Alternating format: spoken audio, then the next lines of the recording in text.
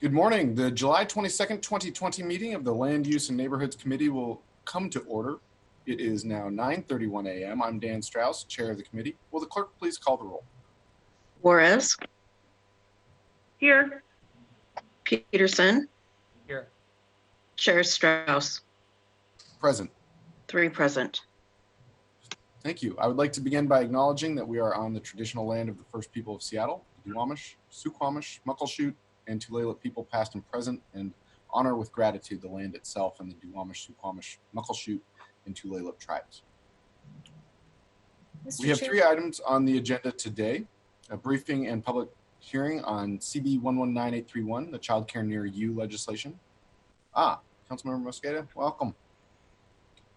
A briefing and public hearing on CB 119835, the annual land use omnibus bill, and a briefing from SDCI and OSC on their work to strengthen tree protections here in the city of Seattle. The next regularly scheduled meeting of the Land Use and Neighborhoods Committee is on Wednesday, August 12th, starting at 9:30 a.m. Before we begin, if there is no objection, the agenda will be adopted. Hearing no objection, the agenda is adopted, and I also see that Councilmember Lewis has joined us. Before we open public comment, there is an important agenda item not listed before us, which is that it is our own council member Juarez's birthday. And Thank you. I remember from our last public hearing, and have been alluding to it for the last month or so. As the chair, I have prerogative to now sing with my colleagues, happy birthday. Oh my God. Oh my God. Happy birthday. 1, 2, 3. Happy birthday. Birthday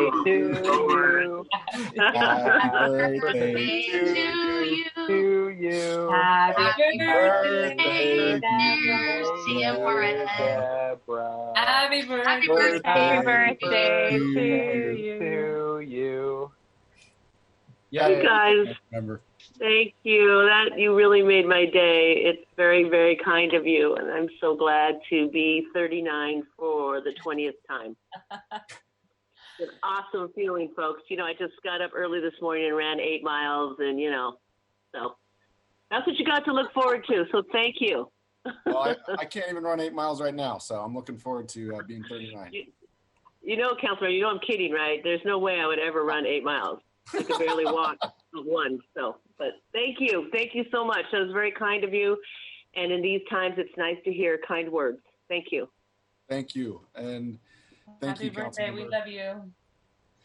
And with that, at this time, we will open the remote public comment period for items on today's agenda. Before we begin, I ask everyone, please be patient as we learn to operate this new system in real time.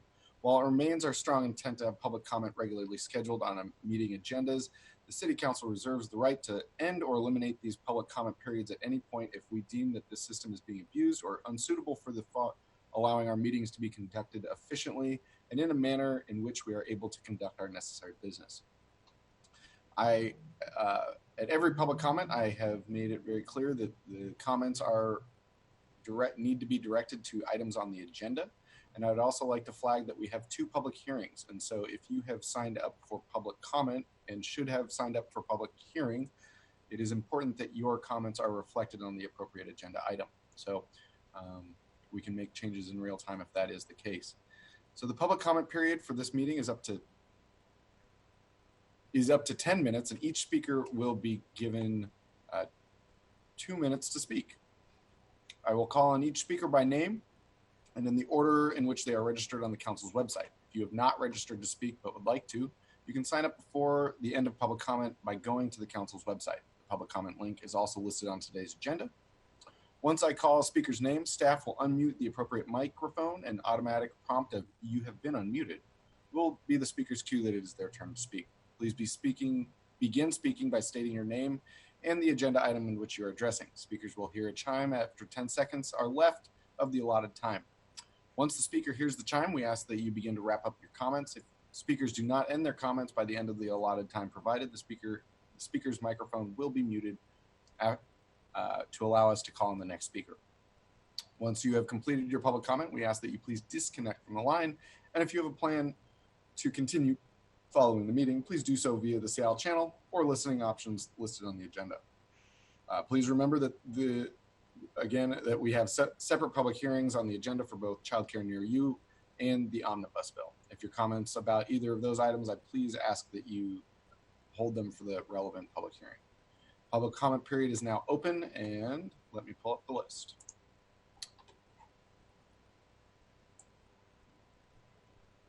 First up, we have, I will read names in groups of 3. We have Suzanne Grant, Steve Zemke, and Juanita Salinas Aguila. Suzanne, let me see if IT, can you please put the timer on the screen? Hello? Hang on just a second, Suzanne. Hello? Hang on just a second, Suzanne. IT, can you please put the timer on the screen?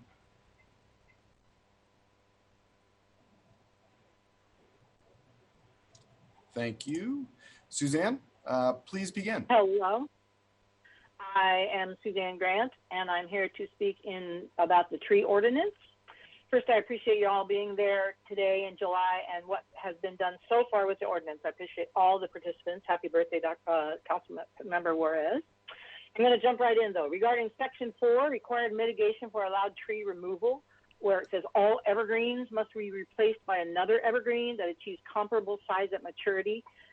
If on site, then it says the property owner shall ensure the trees replanted remain healthy. Well, I have definitely seen otherwise. Is it going to be written into the sales agreement for the property owner to agree to take care of these trees? Who will ensure that this happens?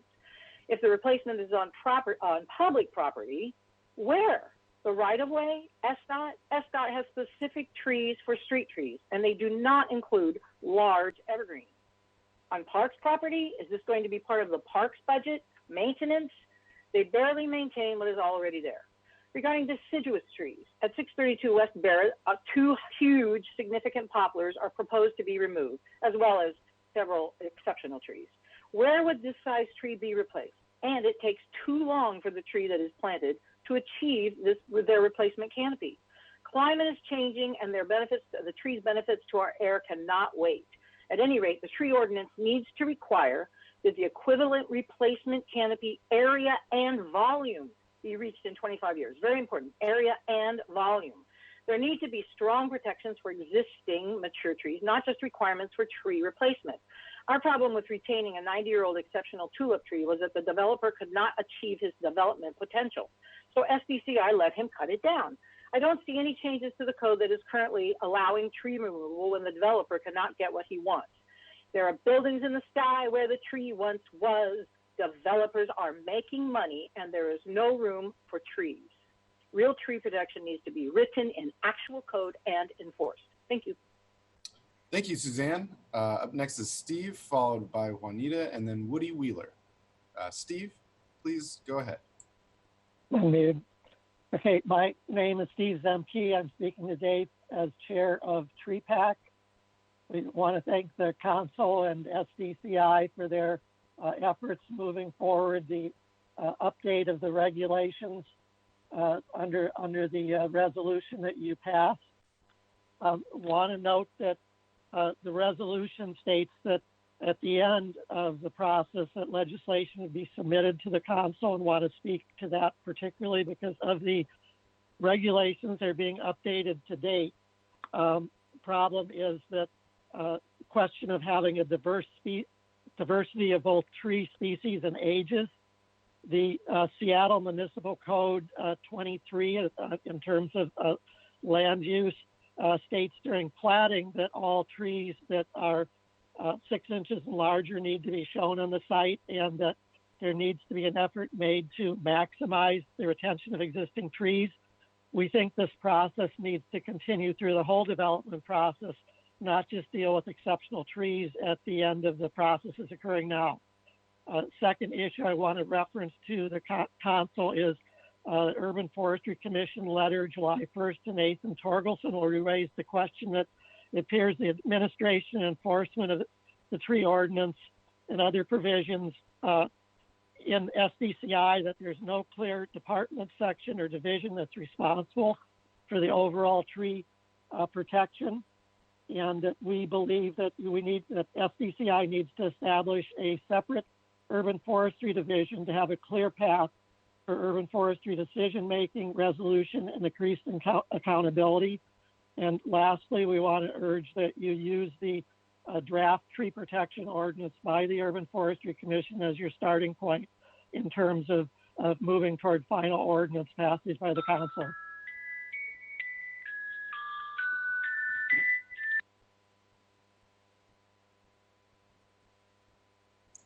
Thank you, Steve. Up next, we have Juanita Salinas Aguila, followed by Woody Wheeler, and then Andrew Kitty. Apologies. Good morning, everyone, and Hello, good morning, everyone. Thank you. My name is Juanita Salinas Aguila, and I'm with Enterprise Community Partners. I'm here today in support of the Child Care Near You proposal because we believe that the changes outlined in this proposal will reap many benefits for our early learning community. Enterprise Community Partners is a proven and powerful nonprofit that improves communities and people's lives by creating well-designed, affordable homes.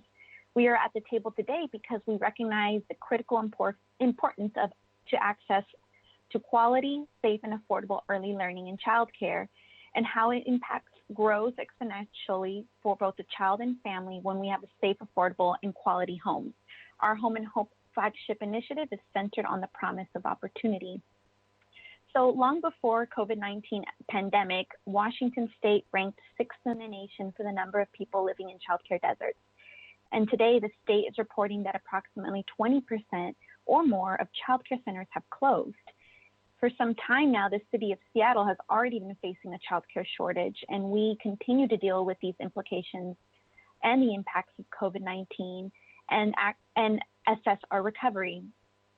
We need to make sure we have ample, adequate, and accessible childcare, and this is essential for bringing back our workforce. So we support the Child Care Near You proposal because we believe it will, one, allow childcare centers to open at a time when many are already struggling to stay open, and will help support those who have closed their doors permanently to have a possibility to reopen. We also support this proposal because it can remove potentially cumbersome barriers for already taxed providers. We also believe it will create opportunities for children and families to receive care in their home communities, especially now when families are potentially working from home long term. And we believe it will allow providers to be more innovative in creating centers across the city. We ask that the Land Use and Neighborhoods Committee today vote yes to advance this proposal for approval. This is a tenuous time for our childcare providers and our workforce, and we must begin to make changes such as these in order to.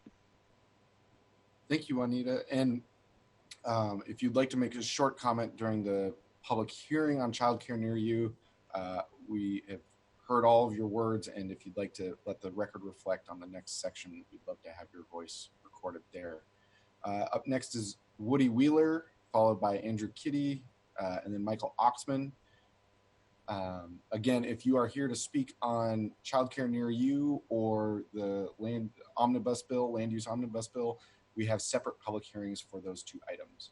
Woody, are you ready?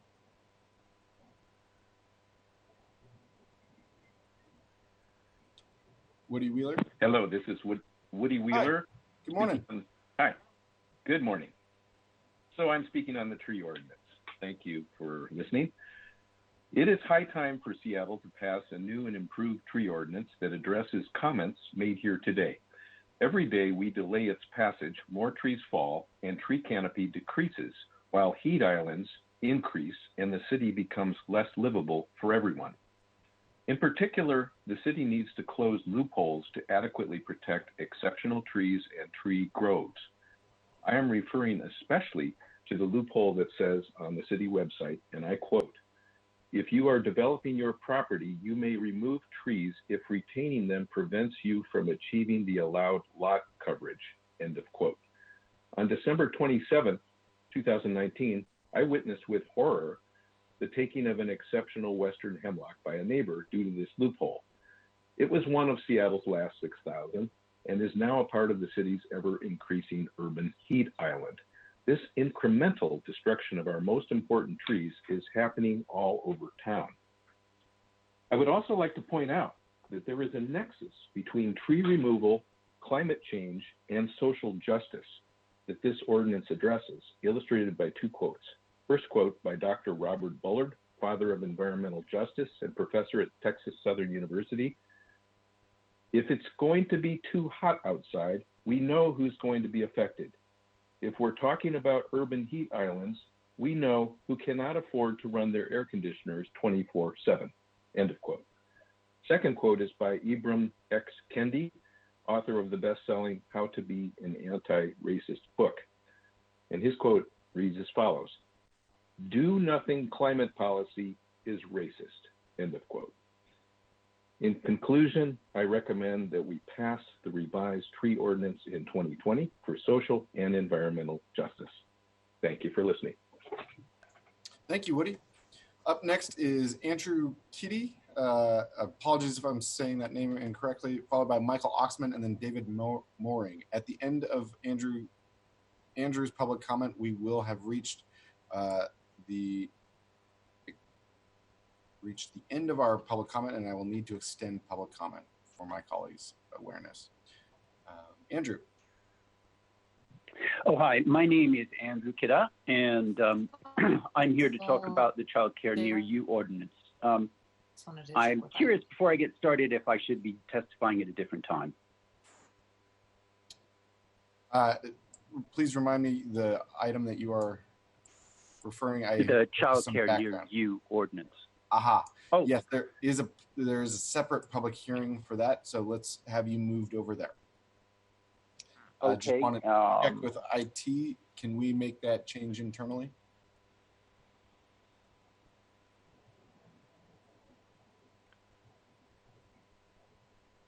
Yes, council member, we will move that register to the next public hearing.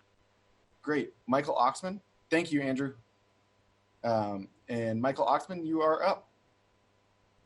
Hi, friends on the Land Use and Neighborhoods Committee of the Seattle City Council. I'm talking today about the Exceptional Tree Directors Rule 13-2020.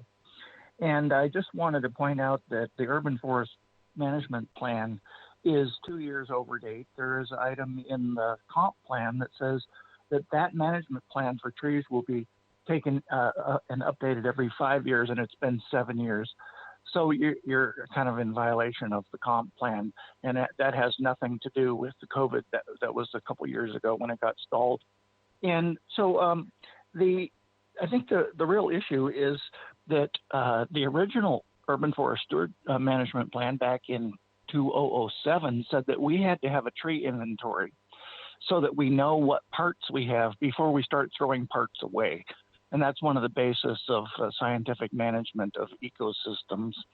And we're currently using this system of aerial photos taken from satellites using radar and other various technologies to find out where trees are located. But it doesn't tell us what kind of shape the tree is in. Therefore, we have no idea about how much money to budget for maintenance.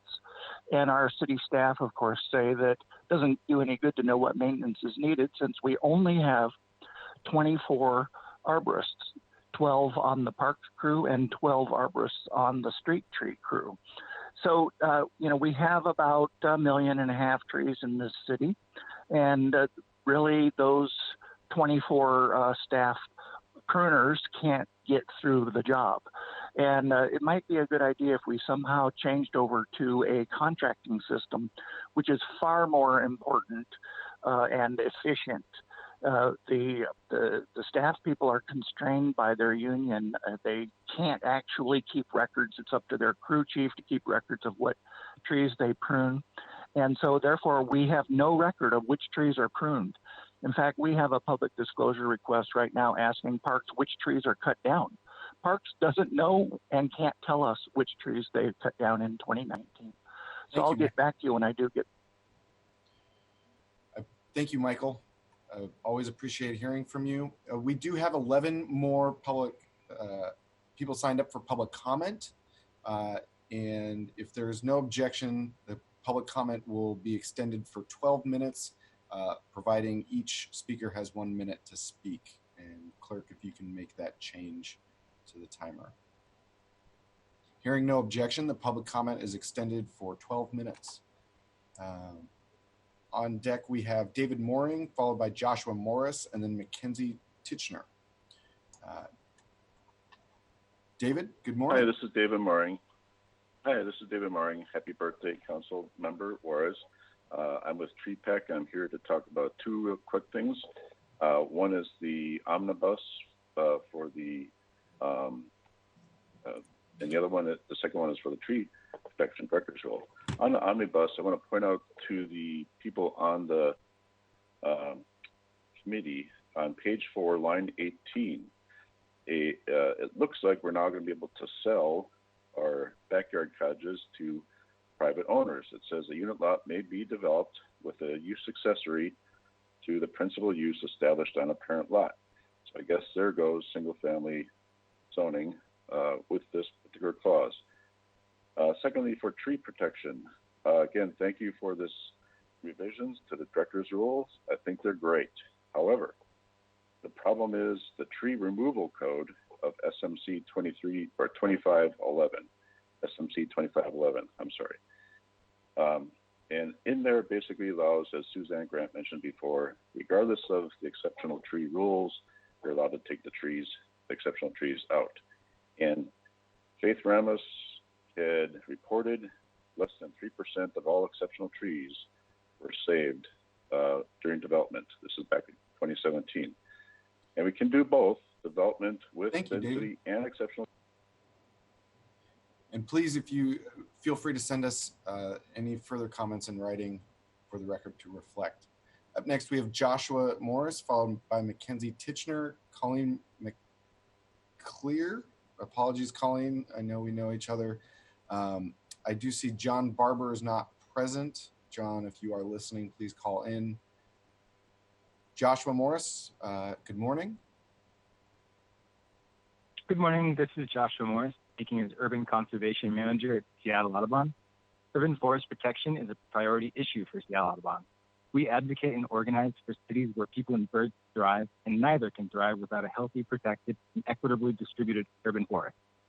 I'd like to thank the Council for the work it has done to consider strategies to protect trees and increase Seattle tree canopy cover, as outlined in Resolution 31902. I'd also like to thank Shonda Emery, Sandra Pinto-Debater, Art Peterson, Mike Podolsky, and others at SDCI and OSU for the work they've done on the draft update to the Director's Rule on exceptional trees. I particularly appreciate the inclusion of small group deliberative sessions with the Urban Forestry Commission throughout the process. However, a Director's Rule based on our current code is not sufficient. We need more oversight and accountability for tree protection through an Urban Forestry Division at SDCI, and we still need an updated tree protection ordinance. Section 2H of Council Resolution 31902 asks that legislation for tree protection be submitted for consideration by the Council in 2020. Please don't let this ball drop. The Urban Forestry Commission submitted a draft ordinance to request former Council member. And the resolution you were just referencing was one that I took part in helping to create, and I appreciate hearing from you, Joshua. Please do send any further comments for the record. Mackenzie, then Colleen. John is still not present, followed by Patrick Taylor. Good morning, Mackenzie. Hi. I think I need to be in the public hearing for the Child Care Near You initiative. Great. Thank you, Mackenzie. We'll make that change. Up next, we have Colleen. John Barber still not present, followed by Patrick Taylor and Richard Ellison. Colleen. Councilmember Strauss, I've got two hats on today, so if I can reserve 1 minute for the Child Care Near You and just do 1 minute on trees, that would be great. It's a little confusing to sign in, so is that okay? Okay, we are at, sure, go for it. Okay, so on trees, thank you for this hearing, and the tree ordinance sounds like a great work in progress. I like the idea of the tree permitting software, and that could be a great tool for accessing the trees. It should be made available to the public, so if they have questions about tree removals, they can check with the website. They are the eyes on the trees for us as far as removal. That brings me to my second point, is Seattle does need a hotline for tree removal violations. Right now, no one knows who to call, what can happen, and oftentimes exceptional trees are removed on the weekends when no one's home to monitor and no one has authority to intervene. After the fact is just not enough. And lastly, our Portland expert that came with the meeting that you were there at in November indicated that the fee in lieu really does not preserve the tree canopy. And if used as a last resort, those trees should be replaced as much as possible on site. They perform certain functions for urban bird habitat. And we look forward to hearing from you again in just a minute. Feel free to send any further comments by email. If we don't have John Barber, then we have Patrick Taylor, Richard Ellison, and then Matt Hutchins. Not seeing John. Patrick, good morning. Hey, good morning. Good morning. I have a comment for the Omnibus land use bill, so if you could move me over to that list, that would be great. Great, we will do that. Thank you, Patrick. Up next, we have Richard Ellison, followed by Matt Hutchins. Aruna Bhavsar, I'm seeing is not present. So then followed by Martin Westerman, and lastly, Philip Vogelzang. Richard Ellison, good morning. Hello, good morning. My name is Richard Ellison, and thank you. Happy birthday, Councilmember Juarez. I'm here to support the council for 31902, but there obviously need to be improvements made in this bill, and we need to go forward on a new updated tree protection ordinance. The city has created the Urban Forestry Commission, a committee of experts and professionals to support the city in this process. And so the city must utilize them and use their draft tree ordinance. It shouldn't be going to DCI and saying, ignoring this expertise that the city council has created. I was a member of Jan Drago's urban forest work group from 1997 to the year 2000. So this can has been kicked down the road for a long time. The issue of using incentives and voluntary protection of trees and hoping the developer is going to do the right thing. And obviously we've heard today that only 3% of the trees of these exceptional trees are being preserved. The way to do it in a way is that you have to stop the building of bad designs. If it's going to remove a heritage tree, an exceptional tree, that should not be allowed. The change needs to be built up, not out. And please feel free to email any additional comments, and we appreciate hearing from you. We have Matt Hutchins. Thank you. Aruna, still don't see that you're present, followed by Martin Westerman and Phil Vogelzang. Matt Hutchins, good morning. Hi, good morning. I attempted to sign up for both the tree ordinance and also the child care near you. Let's see, with regard to the child care near you, I fully support that. Matt, do you have any? This is just for tree ordinance right now, and then we'll come back to child care. Just the. Yeah. Okay. So, all right. Great. The place for expanding and offsetting our urban tree canopy is in the right of way. Rather than making this about trees versus development, we absolutely need more housing. And so I would encourage the council to entertain how to make street trees mandatory as part of a kind of a restorative project throughout our city. It's great for equality. It's great for the environment, and it doesn't pit housing against trees. That's it for me. Thank you, Matt. Aruna, if you are present. Aruna, not seeing you present.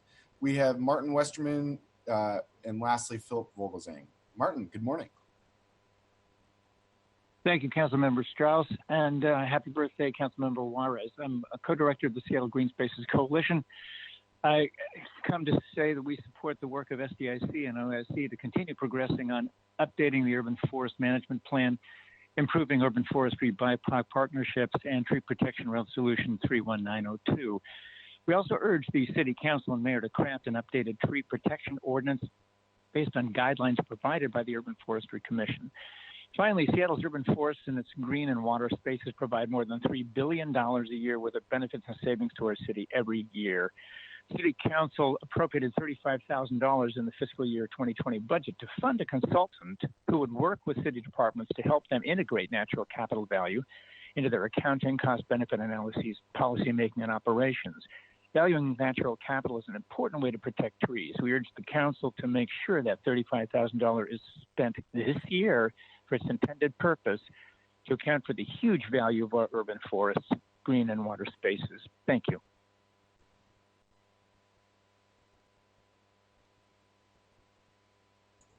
the love of not hitting unmute. So thank you, Martin and Philip Vogelzang. Take it away. Good morning. Good morning. My name is Phil Vogelsang. I'm with Friends of Discovery Park, and I just want to tell you that protecting Seattle trees is a high priority for me and the people that I know and love around Seattle. Seattle is a green gem. Do your best. Do what you can for the trees of Seattle. Urban forestry, responsible urban forestry is critical for the economic value of these trees is inestimable. Do the right thing for our trees and keep Seattle green. Thank you. Thank you, Philip. And that concludes our public comment for today, the July 22nd, 2020 Land Use and Neighborhoods Committee. Our first item of business today is a briefing and public hearing for CB 119831, the Child Care Near You legislation. Noah, will you please read the abbreviated title into the record? Agenda item 1, Council Bill 119831, an ordinance relating to land use and zoning. Whoops, give me one moment here. This just went away.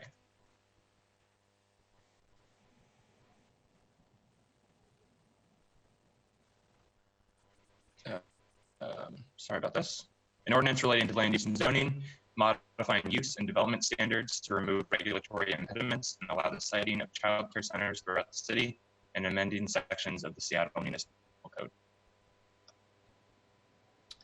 Thank you, Noah.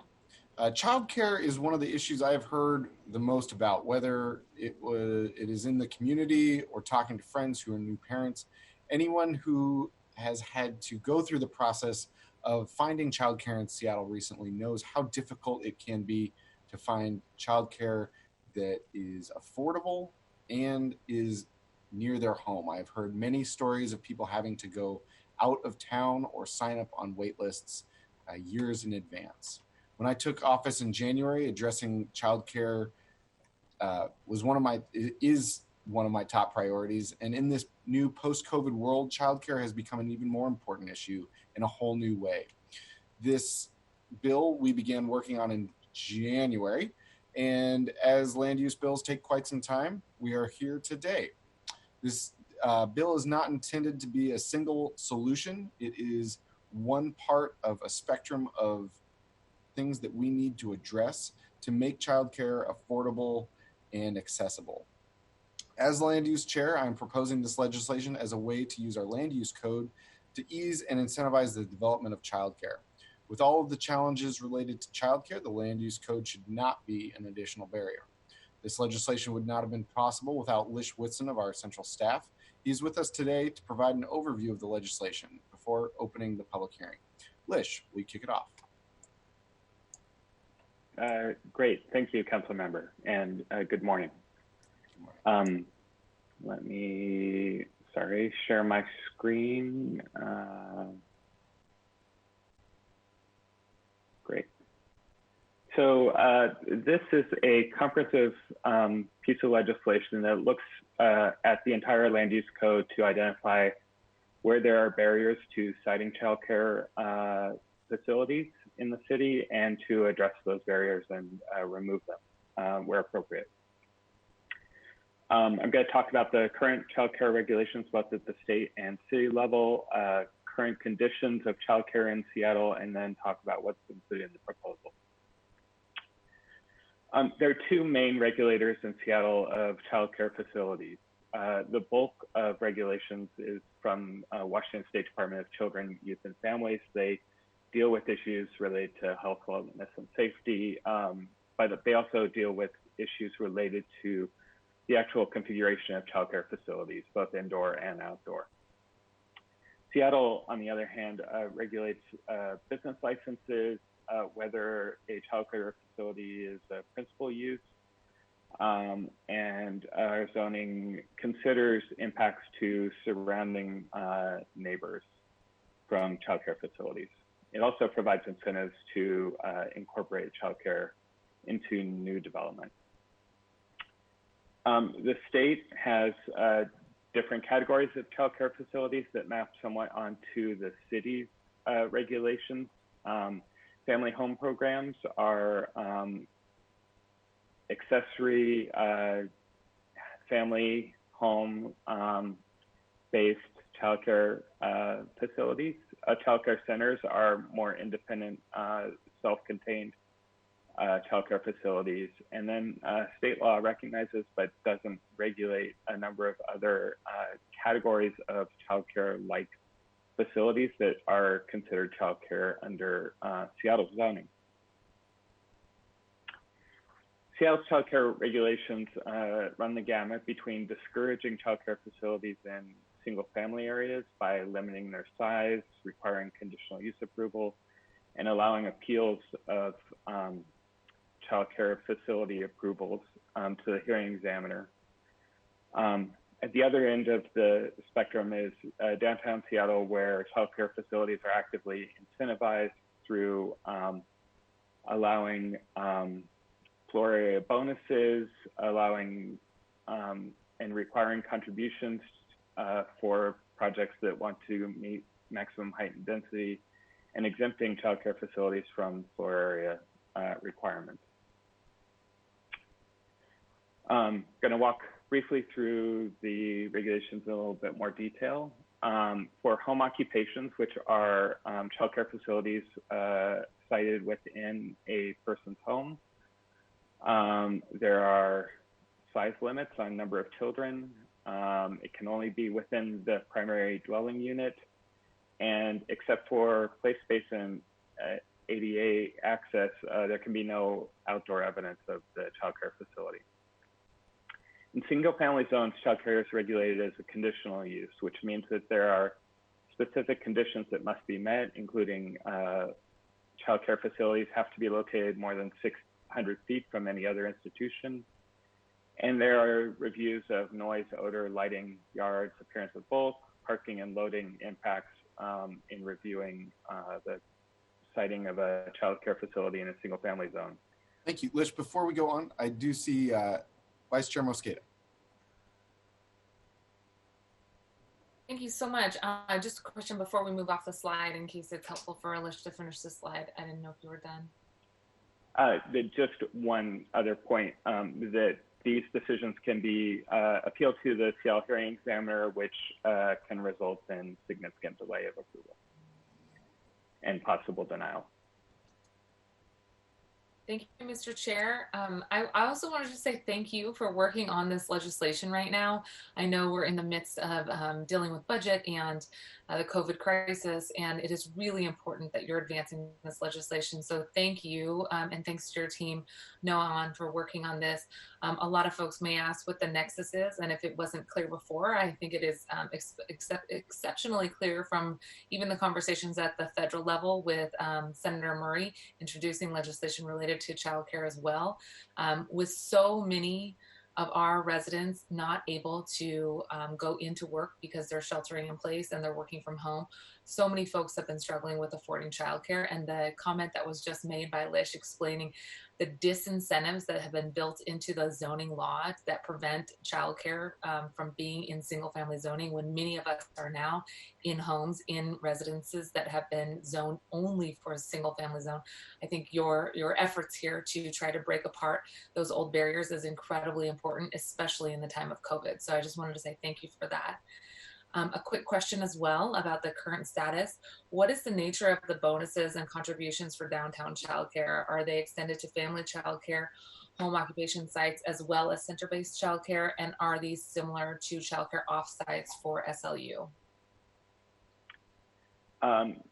So let me get to that in 2 slides, if that's okay. Oh, sure. Okay. Yeah. Just briefly, in our multifamily zones, childcare and commercial zones and industrial zones, childcare is allowed outright. In multifamily zones, there are distance requirements from other institutions, and then in our neighborhood commercial zones, there are size limits on the size of childcare facilities. In downtown and the Seattle mixed zones, there's a number of different incentives that the city provides.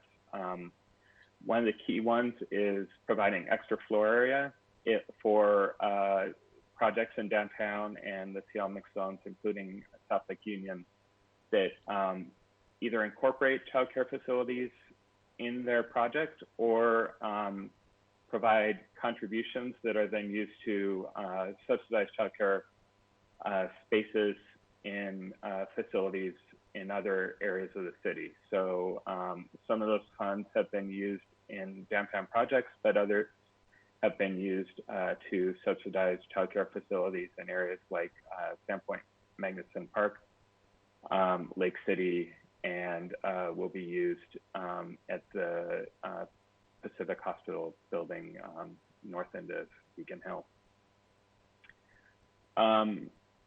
Also in downtown and the Seattle mixed zones, including the U District and Uptown, we exempt childcare facilities from the floor area limits so that people can build as large a building as they desire without the childcare space impacting how big that building can be. Did that answer your question? Yeah, I think that that's really important as we try to create denser denser living opportunities and recognize that we're trying to create a more child-friendly Seattle with the record numbers of individuals having children in Seattle now. I think it's important that we're trying to embed that into buildings in the downtown core, but it is very interesting to juxtapose that with what you just said for single family zones where people have to not have any evidence of childcare. I'm not sure exactly the word that you use, not have any evidence of a childcare facility outside, like they have to be out of sight. And I just, I think that this is the beginning of a conversation, as Councilmember Strauss, as the good chair mentioned, to all of the changes that are needed so that we can truly have downtown play areas and childcare facilities that are accessible, but to juxtapose the incentives that we provided downtown with the punitive approach that we have in single family zoning really calls for us to act with urgency. So I appreciate this conversation.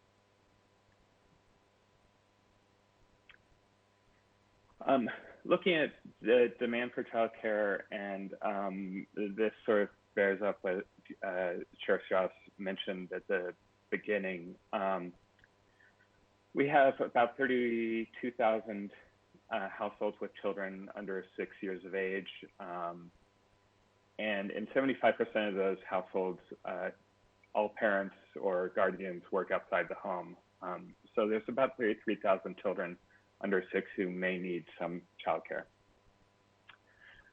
According to the best estimates I could find, there are 16,400 spaces and 910 childcare centers throughout Seattle. So spaces for about half of those childcare children whose parents work outside the home. This is data from the Center for American Progress, who developed a definition of childcare desert, which is a census tract where more than 50 children under the age of 6 live that doesn't have childcare providers, or there are so few options that there are 3 times as many children as licensed childcare slots. So half of Seattle's census tracts meet that definition, and a quarter of Seattle census tracts contain no childcare centers, according to their data. We reviewed recently permitted childcare centers in the last 5 years. 51 centers received land use and building permits. I'm not going to go over the rest of the slides. I can come back to it if you have questions. But what we saw was that there was a real impact from the conditional use requirements for single family zones. It more than doubled the length of review time for SDCI for a childcare facility in those zones.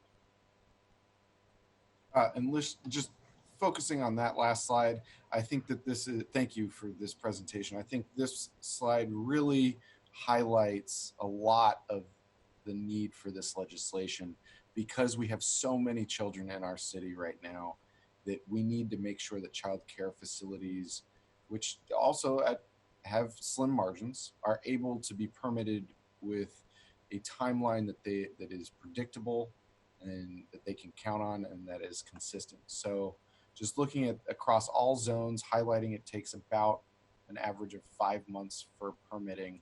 In single family zones, it's 8 months, and then with where it is permitted outright, it is 3 months. When we're also talking about the needs of SDCI and their staff time and the constraints on their staff time for all other issues, whether it is putting forward building permits or protecting trees, we need to understand that their time is limited, and that these months, the 8 months versus 3 months in particular, is something that is very important because it adds cost, time, and uncertainty when creating childcare facilities. And if we want to ensure that we have childcare facilities near where people live and work, we need to ensure that there is a certainty in their ability to have these childcare facilities approved. Thank you, Lish, for allowing me to speak to that slide. And I should clarify that childcare facilities are allowed outright in single-family zones if they're located within another another institution. So most of those childcare facilities that were permitted outright were located within City of Seattle recreation centers. This is a map using Seattle business license data about where childcare centers are located across the city and compared to density. So there are large tracts of low density parts of the city and medium density parts of the city where childcare centers are not located and not accessible to neighboring residents.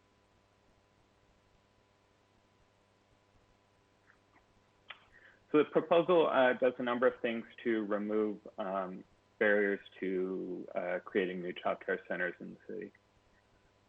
It removes the limit on the number of children in a home occupation, a family care center, allowing the state regulations about what the appropriate size of a childcare center is to apply and regulate the size of those centers, and allows childcare to be in accessory buildings. For example, if there's an accessory dwelling unit or another outbuilding on property for that to be used as a childcare center.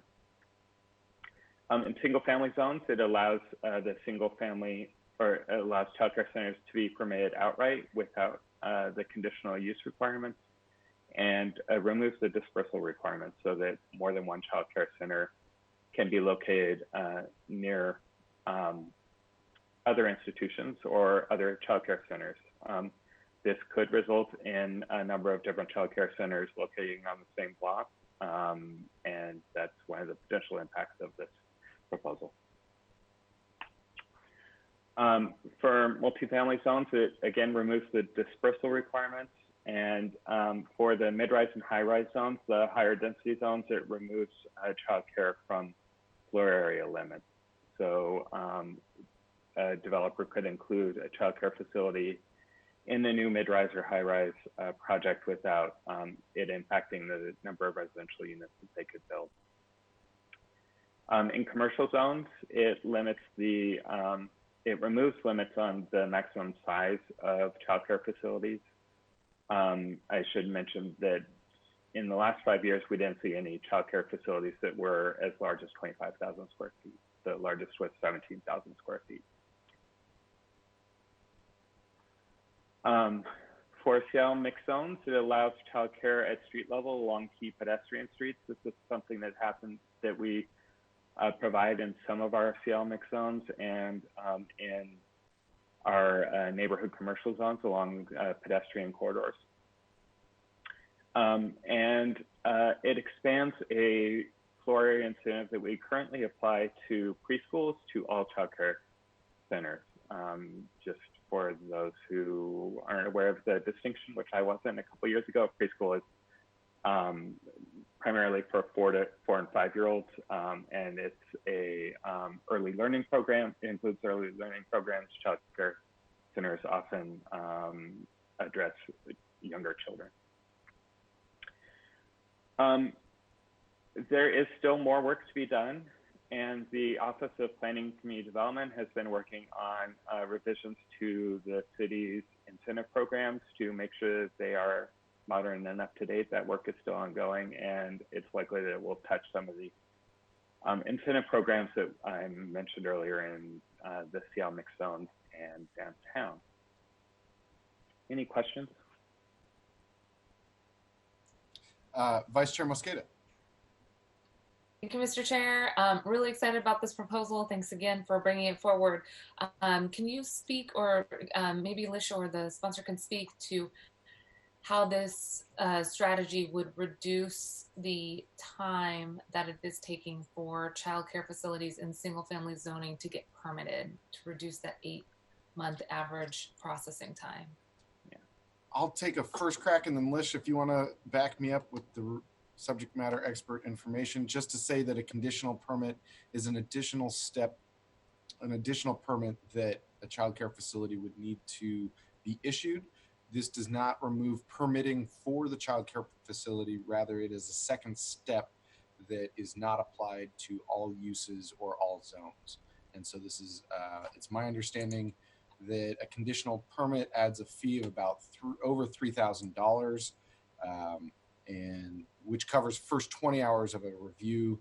Any additional hours would require $394 per hour, although I'm not sure about the quantifiable business costs, is what Lish reported to me earlier. Lish, you are our subject matter expert. Is there other information?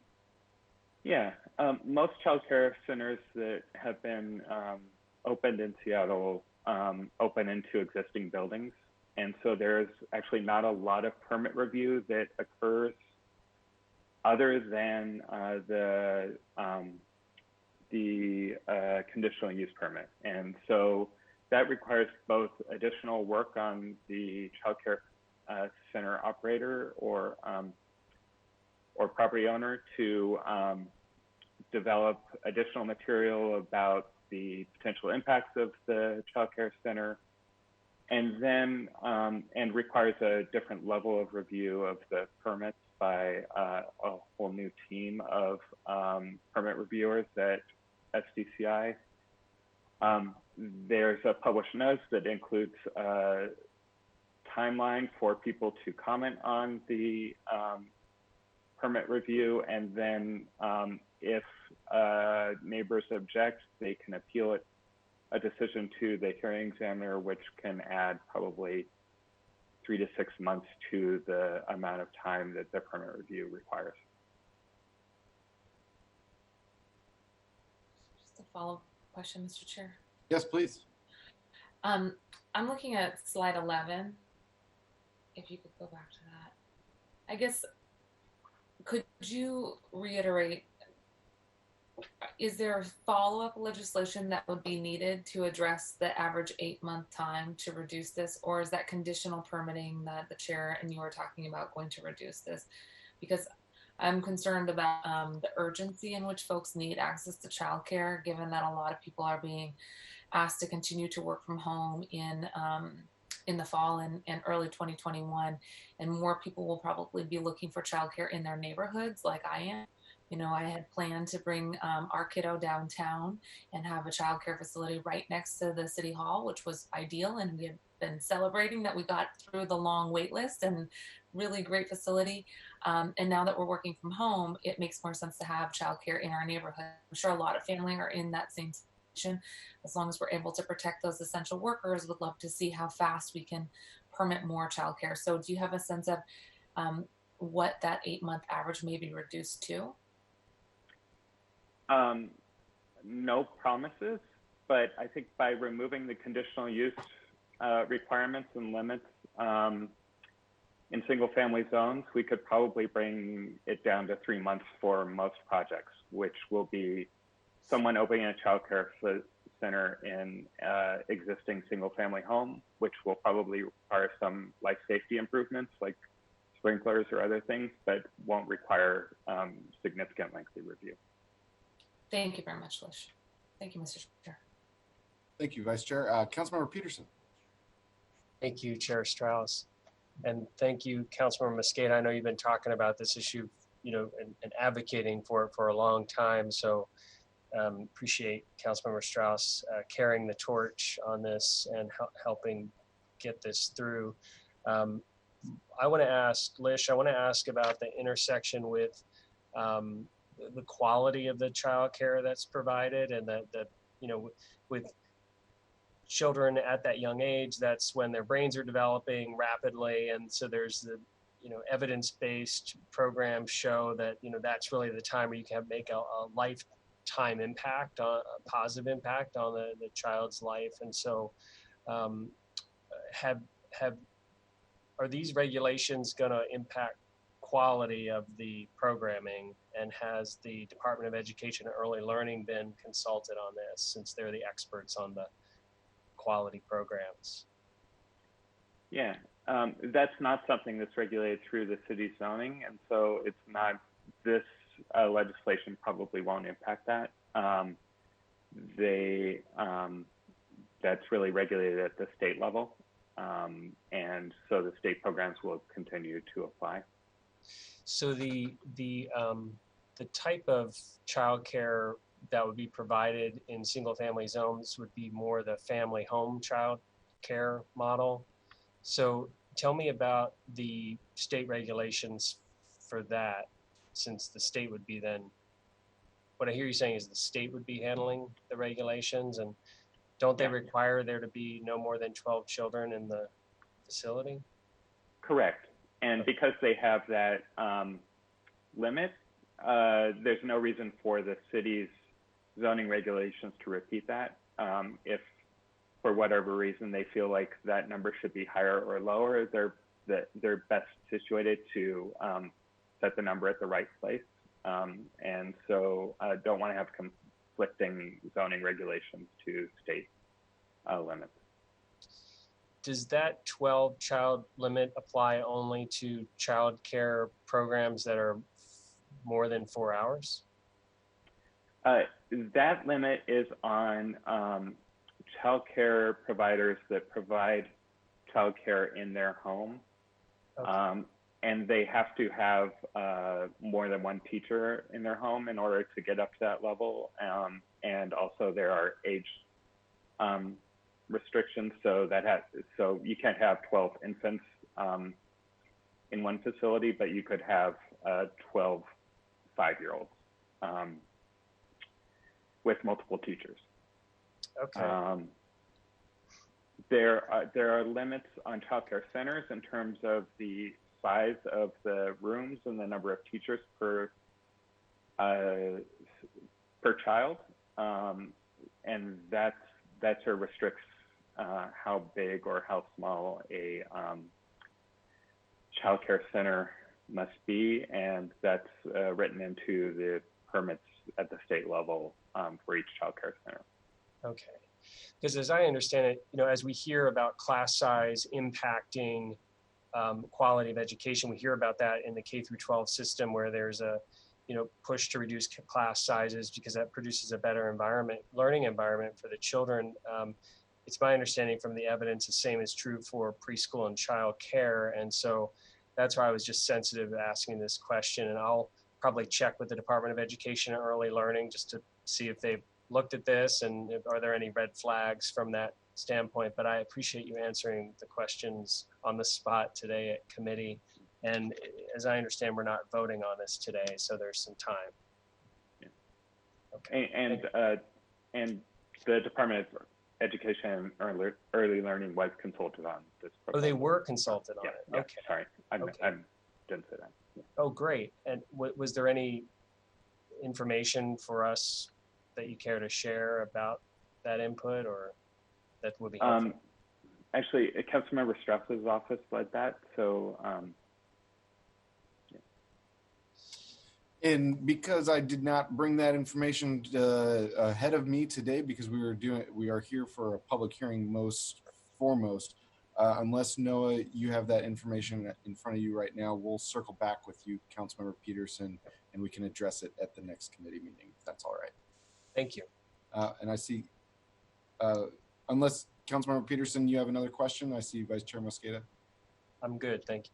Great.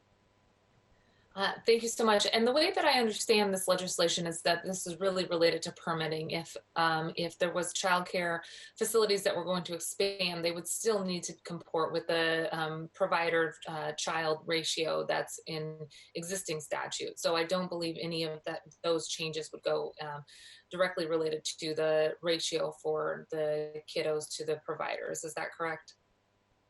Correct. Okay, because Councilmember Peterson, I think that your question is if they're going to expand, are they also going to have the teachers necessary for the number of new kiddos? And I think none of those ratio requirements change under this proposal. Councilmember Peterson, please. Yes, this is a discussion. And that's a good point. The teacher-child ratio. There's also the space requirements. So just having the room to have stations set up where kids can be learning and working with each other in groups, and so even if you have a limited square footage and then you're cramming kids in there and you have extra teachers for the teacher-student ratio or teacher-child ratio, that's great. But then there's still the limiting factor of the square footage of the structure and the kids being crammed in there, and so. That's something I'm interested in as well. So I'll do some research on that. Yes, and Councilmember Peterson, I think that your questions really highlight the need for this bill in particular, because it is highlighting the fact that we have permitting processes to identify exactly what you're talking about. And then we also have state level rules and laws that are addressing exactly what you're talking about. And then in the city of Seattle, we have an additional step beyond the typical permitting to address it. That creates that additional barrier beyond making sure that that we're complying with our city permitting and our state guidelines. There's this extra barrier, and that's what this bill is all about.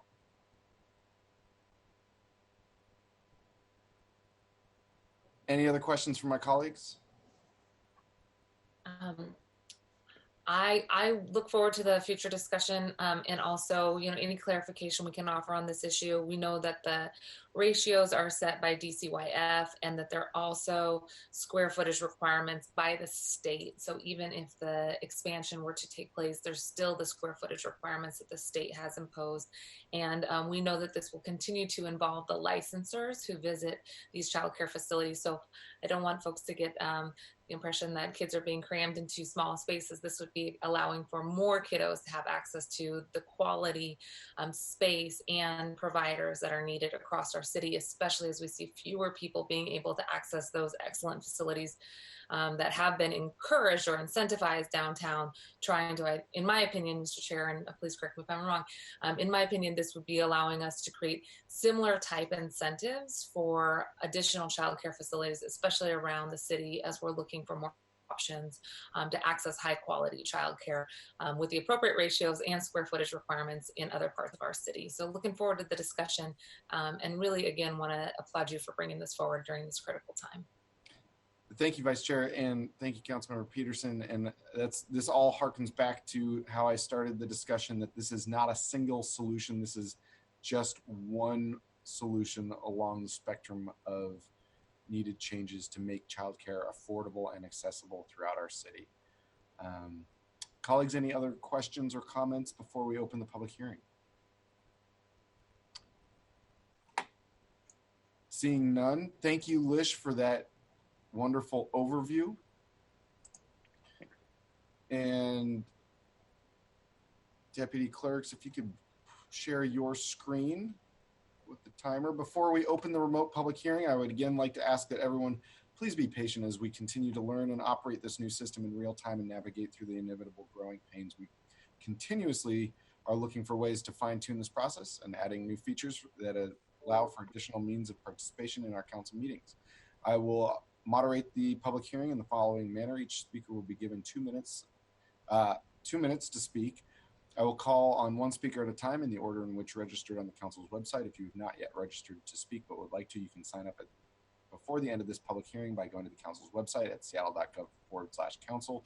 This link is also included in today's agenda. Once I call a speaker's name, Staff will unmute the appropriate microphone, and the automatic prompt of "you have been unmuted" will be the speaker's cue that it is their turn to speak. Please begin speaking by stating your name and the item you are addressing. As a reminder, public comment should be related to CB 119831 childcare near you. If you have comments about something that is not on this agenda, which would be the land use omnibus bill, please wait for the following public hearing. You can always provide written comments by emailing my office.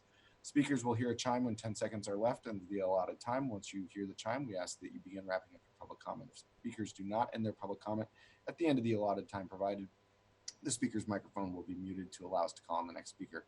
Once you've completed your public comment, we ask that you please disconnect from the line. And if you have planned to continue following the meeting, please do so on the Seattle channel or listening options on the agenda. The public hearing on CB 119831 is now open. We will begin by with the first speaker on the list.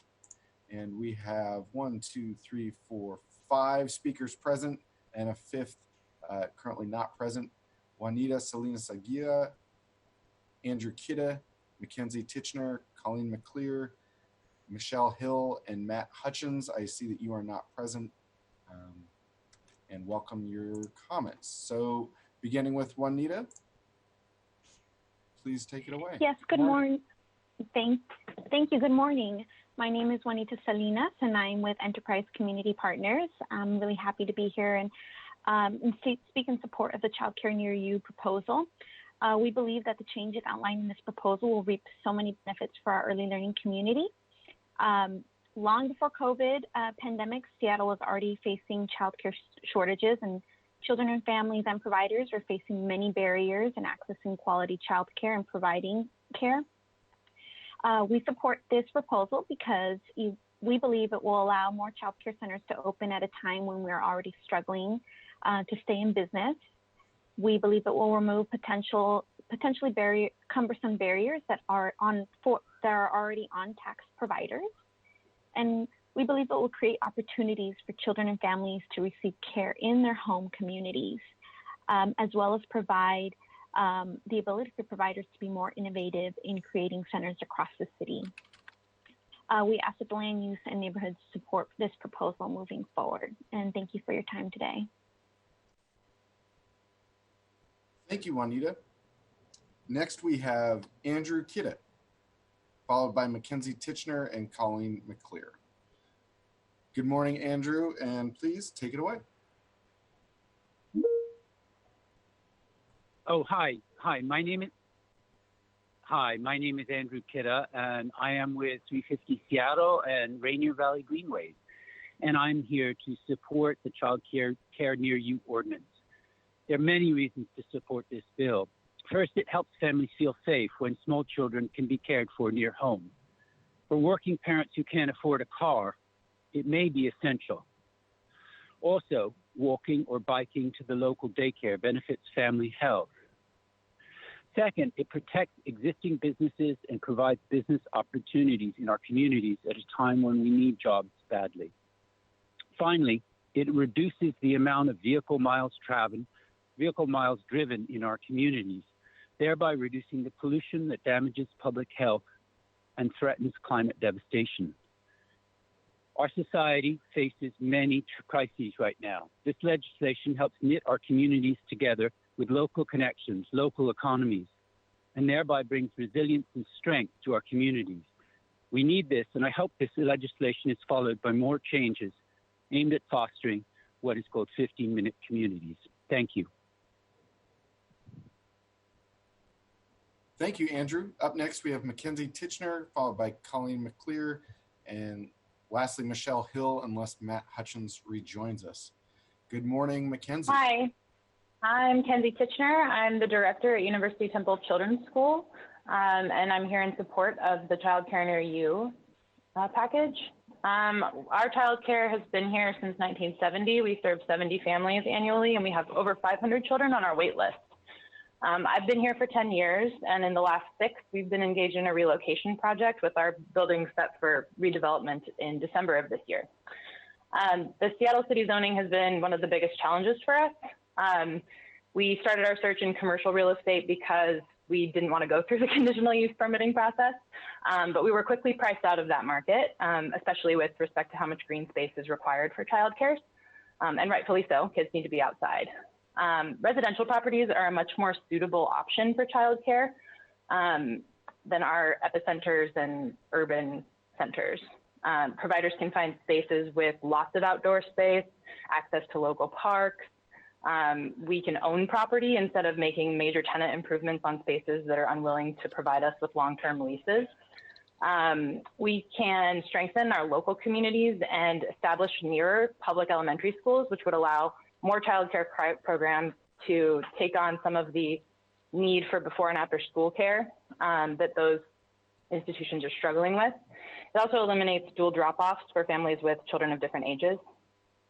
Childcare near you resolves the need for a provider to enter into a long-term feasibility contingency in the buying process.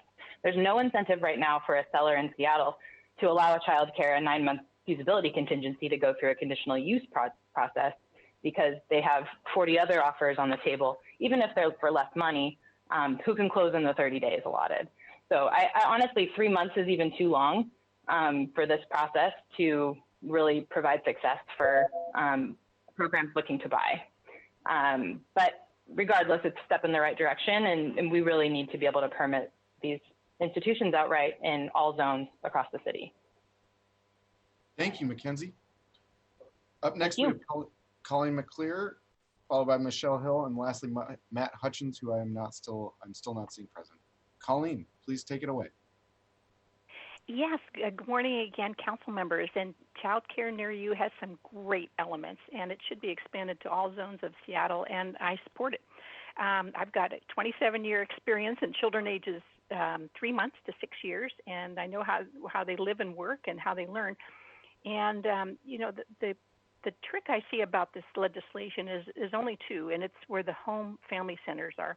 Removing the limit on the number of children to be inconsistent with the state regulations doesn't make any sense.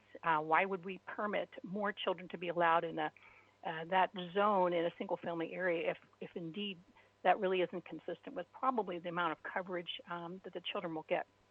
A couple of reasons is the children really do need adequate and safe space for learning inside and outside, setting up play stations, taking a nap, finding a cozy corner to read a book when they have some downtime. Also, the staff needs breaks, and so the staffing can be stretched a little bit. So if there's more than 12 children, you might have one up kind of watching the children and the other one is taking a break. But more than that, it's very difficult to manage more than 12. The children's safety is probably the most important thing, because kids in too small of a space can get very aggressive, or they can just turn inward and not develop like a weeping flower. So we have to really pay attention to that and limit those number of children that can be in one space. The other part is emergency evacuation. I lived through an earthquake. We had 16 children and we had 3 teachers, and of course most of their parents were there, but that was a big deal. And so we have to make sure that the state regulations and the city regulations concur with that. And then the last statement I would make is having operating in a separate building in addition to another one, maybe in a primary building, could be very confusing to children. They can wander between staffing, get short. You can start splitting staff, and it's not a safe environment. Thank you. Thanks, Colleen. Michelle Hill, and if Matt Hutchins is present, please make yourself known. Michelle, good morning, and take it away. Good morning, council members. My name is Michelle Hill, and I am a Seattle resident and an architect. I strongly support the Child Care Near You proposal. As an architect with many daycare clients, I see firsthand the significant additional costs and time associated with the conditional use process for approving daycares in the majority of the land area within the city. My clients often look for existing buildings to occupy because it's simply easier to do that rather than build new.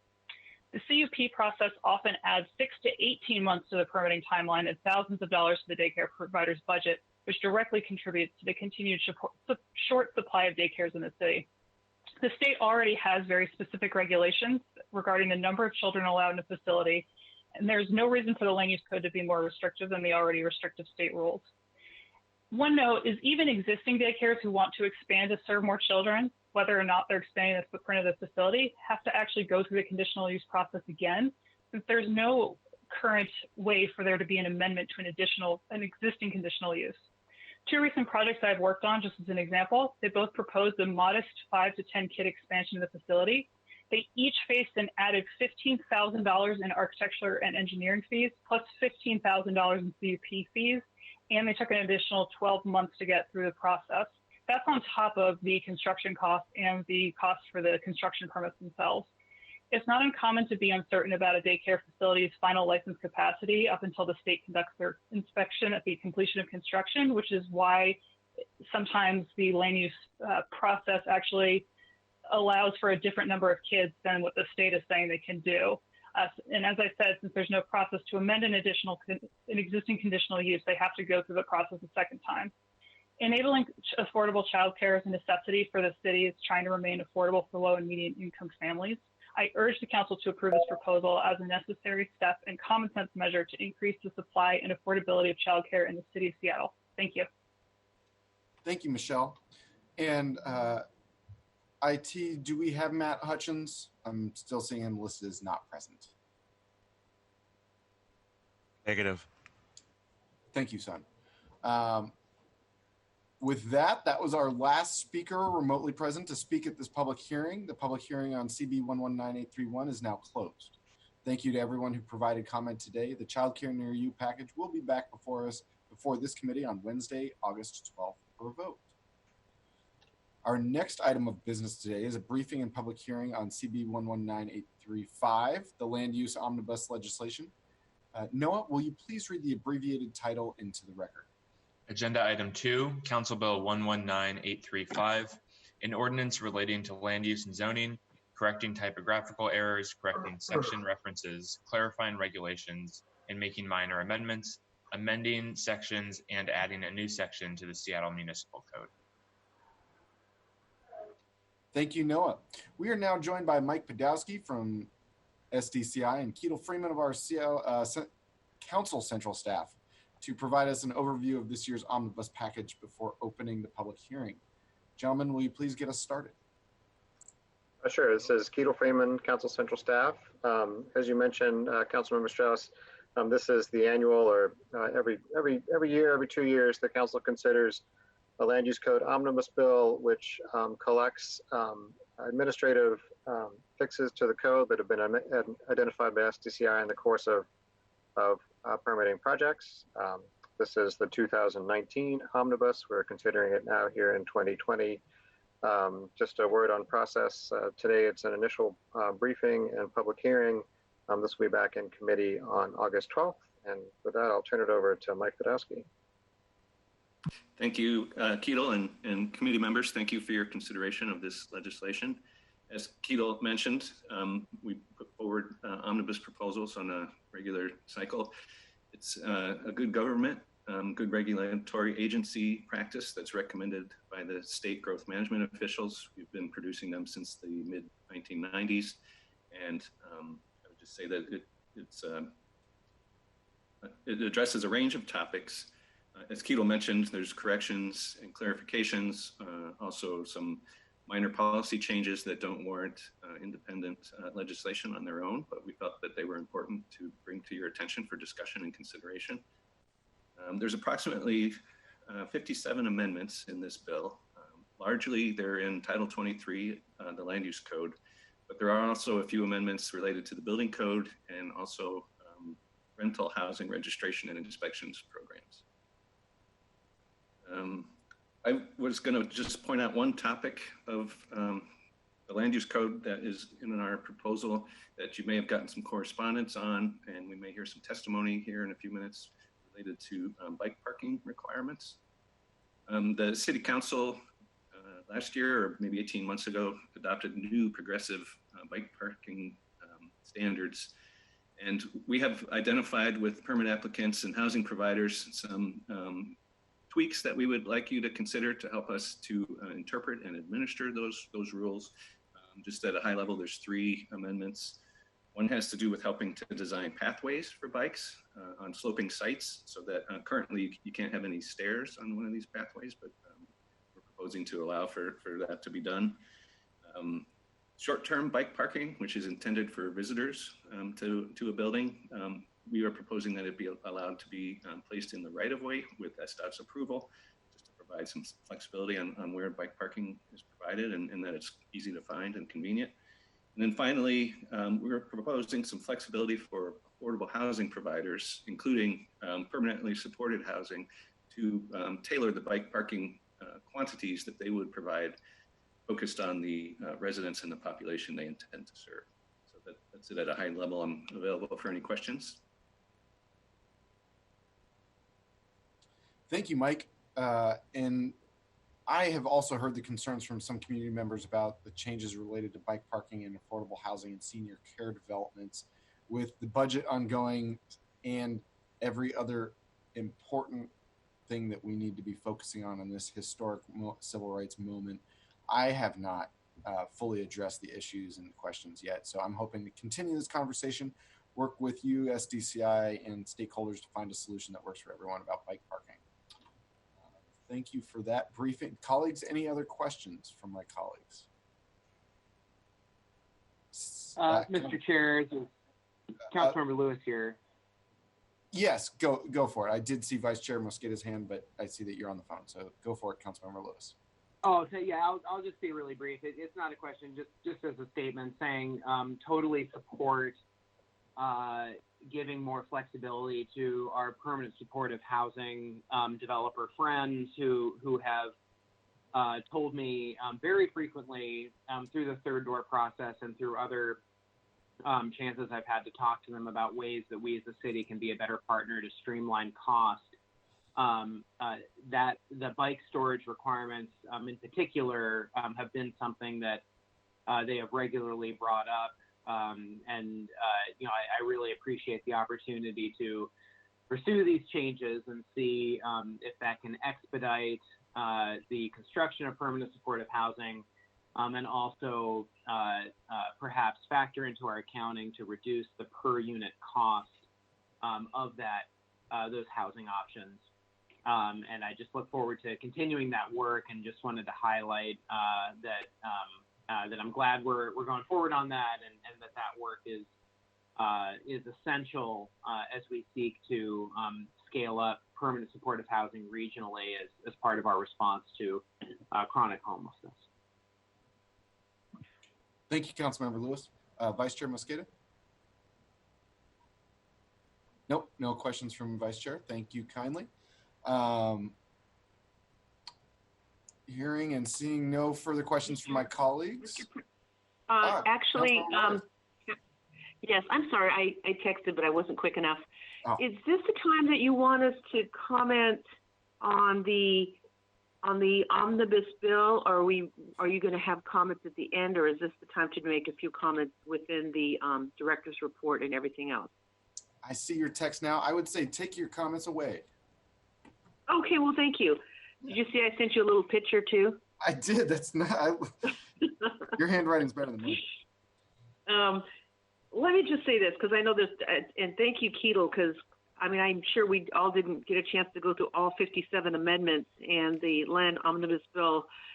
The administrative fixes is putting it mildly. There's a lot there, and so I want to thank the director's report, 19 pages, and specifically there are just two quick items. On page 16 of the director's report, in regards to biking parking requirements, I'm particularly happy because our district, District 5, has the highest number of elders, and we don't have an elder center. And 2 years ago, we passed, thank you, Keatle, some up zones to help the North Haven community. That's our elder center up here. And so the Northgate neighborhood is fortunate to have Northgate or North Haven, and we've met with and visited many of the elders there and met with their leadership about what they need. Many of the seniors that live at North Haven, it's a residential building across from Northgate Mall, has 196 studio and one-bedroom independent units and 40 assisted living units for low-income elders, in addition to the expansion that we hope to do for more low-income seniors. They also have on-site medical services. So this is becoming a really highly developed area, as you know, because we have light rail coming to Northgate and hopefully on 130th.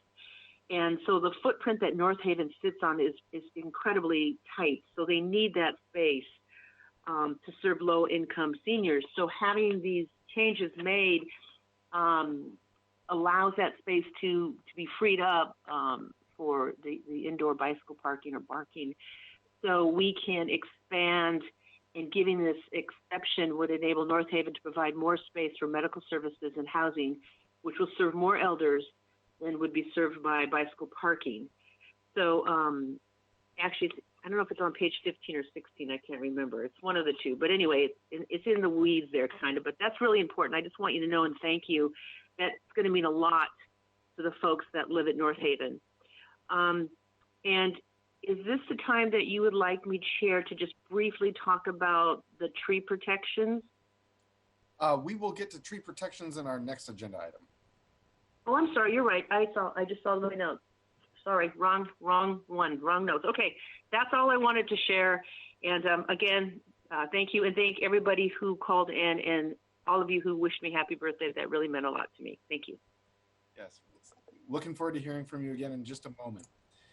Colleagues, any further? I do see two more. Vice Chair Mosqueda and then Councilmember Peterson, please. Thank you, Mr. Chair. I know that this is just for discussion today, and we're going to be having some ongoing conversations with the chair and with central staff about possible amendments, I believe somewhat technical in nature, and also follow up from some legislation and ideas that we had from last year.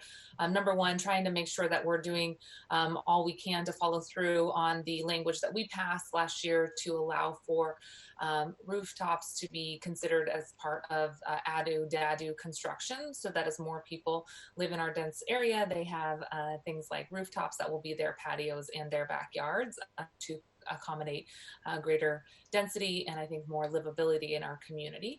And then looking forward to talking with you, Mr. Chair, more about how we do some of the rounding up calculations that also make it possible for us to marry our desire for additional density with what factors well with architects and those who are constructing denser living facilities across our city. So looking forward to that conversation. And just if you could remind me when the final vote is on this again.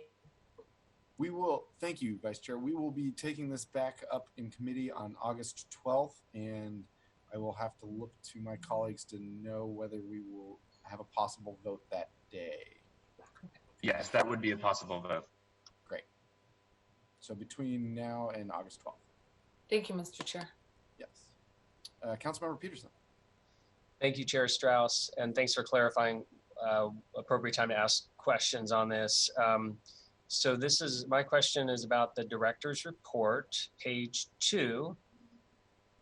At the top there, talking about the section 23.22.062, in the middle of that paragraph, it says some disagreement has occurred about whether unit lots must contain dwelling units or maybe set aside as open space. Can you talk a little bit about what that disagreement is?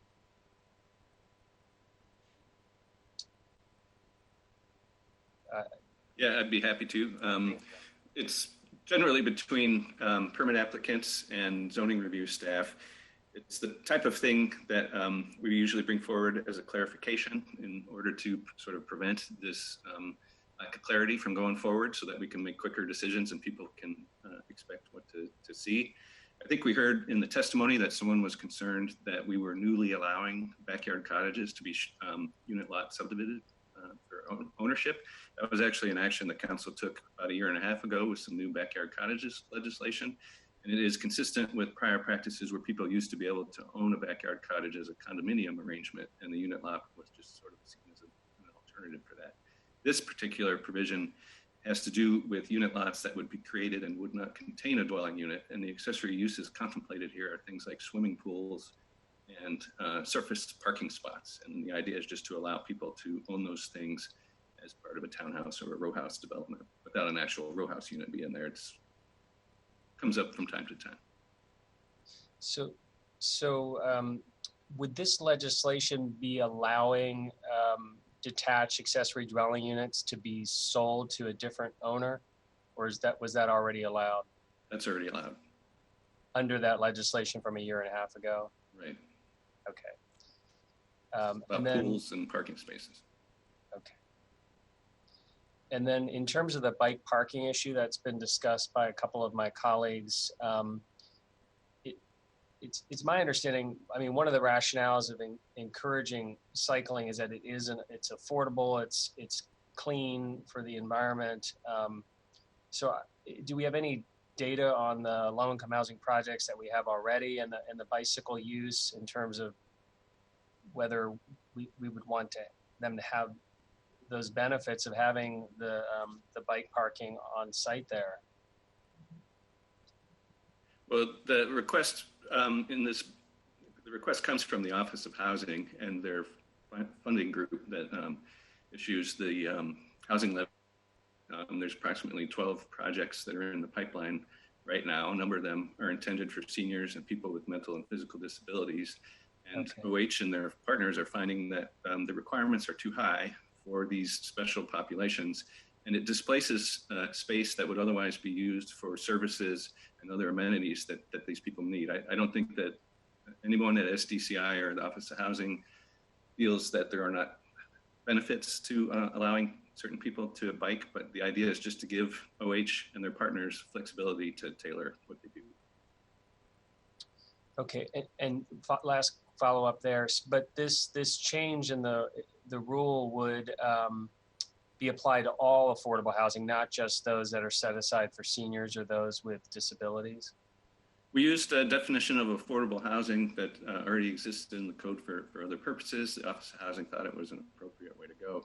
It does identify housing that is using state or city monies, and there's an income threshold and also a time period within which the units must remain at that income threshold. Certainly talk about different approaches. Councilmember Peterson, that income threshold is 60% of AMI, and the time period is 50 years. Okay, thank you. Yeah, I just wanted to clarify that. Well, I heard the anecdotes about senior housing and those who have disabilities. I just wanted to clarify that this rule change would just apply to all 60% AMI housing with that 50-year timing. So That's thanks correct. For clarifying that. Thank you, Chair. I just want to, I misspoke. It's 40 years, not 50 years. I had MHA on my brain there. Okay, well, I'll check back with you when I'm 90. See how that's going. Wonderful. Thank you, Councilmember Peterson. Colleagues, any further comments? Vice Chair Mosqueda? I just want to take this opportunity to thank the folks at the Liberty Bank building. We had the chance to tour last summer, and they showed us their bike parking room with also a bike repair room as well. And I think it really dovetails nicely with trying to get folks out of cars and into more multi-mode options to be able to have parking on site. So I'm looking forward to future conversations on that to make sure that we're still right sizing that because I think it's a great incentive, and I think it also offers great opportunities for us to encourage folks to bike that might not have been able to previously bike in the past. Looking forward to future conversations with folks like Brussels Do Bike and other organizations that get folks onto bikes and help make it more of a accessible option in our city. And I think having parking on site is really critical. So I'll look forward to more conversations with that, with our council colleagues about that. And thank you, Councilmember Peterson, for flagging it, because I do want to make sure that it's right sized so that we continue to provide that incentive for folks to use bikes, and especially for diverse communities to have access to biking and bike parking. Thank you, Vice Chair. That you hit the nail on the head right there. When I began these discussions about senior housing and the need for bike parking, I reminded the folks that I was speaking with that my grandmother used a three-wheeled bicycle. It wasn't a trike, it was a three-wheeled bicycle, and that allowed her to be stable while riding. And as we continue to see electrification of bicycles, it will increase the ability for all ages and abilities to use these bikes to get around town. Any other comments, questions, concerns from my colleagues?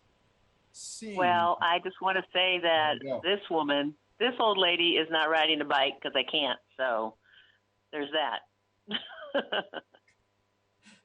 And I will also let the record reflect that Councilmember Bagshaw on her electrical bike could outpace me while I was on an electrical bike. So with, the scales even, she still beat me. Hearing no more further comments, I will, and thank you, Mike Podowski, for the briefing. Thank you, Ketel Freeman, for the briefing. Before the public hearing, I will remind folks of the process one more time in case anyone is joining us. I will moderate the public hearing in the following manner. Each speaker will be given 2 minutes to speak. I will call on one speaker at a time in the order in which they registered on the council's website. If you have not yet registered to speak but would like to, you can sign up before the end of this public hearing by going to the council's website at seattle.gov/council. The link is also listed on today's agenda. Once I call the speaker's name, staff will unmute the appropriate microphone, and the automatic prompt if you have been unmuted will be the speaker's cue that it is their turn to speak. Please begin speaking by stating your name and the item that you are addressing. As a reminder, public comment should be related to CB 119835. If you have comments about something that is not on today's agenda, you can always provide written comments by emailing my office. Speakers will hear a chime when 10 seconds are left of the allotted time. Once you hear the chime, we ask that you begin wrapping up your comment. If speakers do not end their comments by the end of the allotted period of time, the speaker's microphone will be muted to allow us to call on the next speaker. Once you have completed your public comment, we ask that you please disconnect from the line, and if you plan to continue following the meeting, please do so via Seattle channel or listening options provided on the agenda. The public hearing for CB 119835 is now open, and we will begin by calling on the first speaker on the list. I see 4 speakers signed up. Only 2 are present. I see John Hui. I apologize if I pronounced your name incorrectly. Patrick Taylor, Aruna Bhavsar, and Michael Luella. I see John and Patrick are present. Aruna and Michael are not. Aruna and Michael, if you are listening and would like to join us, please call in now. With the timer on the screen, John, please take it away. Good morning. Good morning. My name is John Hoy. I'm on the staff of the Seattle Planning Commission. I'm here today to speak on behalf of our commissioners. The Planning Commission has been briefed by the Seattle Department of Construction and Inspections on the proposed 2019 Omnibus legislation, and we submit the following comments on this legislation for your consideration. The annual Omnibus legislation is intended to correct typographical errors, clarify regulations, and make minor amendments to zoning and development regulations. However, the draft 2019 Omnibus legislation proposes broad policy changes to regulations related to bicycle parking requirements that are of concern to the Planning Commission. In 2018, the City Council adopted code requirements for bicycle parking, updating the requirements for the quantity and quality of bike parking in new buildings. These requirements were adopted in support of the city's goal to quadruple bicycle ridership by 2030. We understand that City Council and SDCI staff referred to strategies implemented by other cities with similar bike ridership goals, such as Portland, San Francisco, and Cambridge, Massachusetts, in drafting the bike parking requirements, and the proposed changes to these requirements included in the Omnibus legislation. The Planning Commission believes that several of the new bike parking regulations proposed represent significant policy changes and are therefore not appropriate for inclusion in the annual Omnibus cleanup legislation. Of particular concern are revisions that would eliminate requirements for bicycle parking at residential projects for low-income populations, seniors, or people with disabilities. These proposed changes involve some broad policy questions that warrant the need for deeper consideration and more significant discussion with the relevant stakeholders. We encourage the City Council to review those issues that would benefit more substantial policy discussion and revisit them in a different forum than in the Omnibus legislation. Thanks for your attention to these comments. Thank you, John. Next, we have Patrick Taylor, and reminding Aruna and Michael, if you are listening, we still see you listed as not present.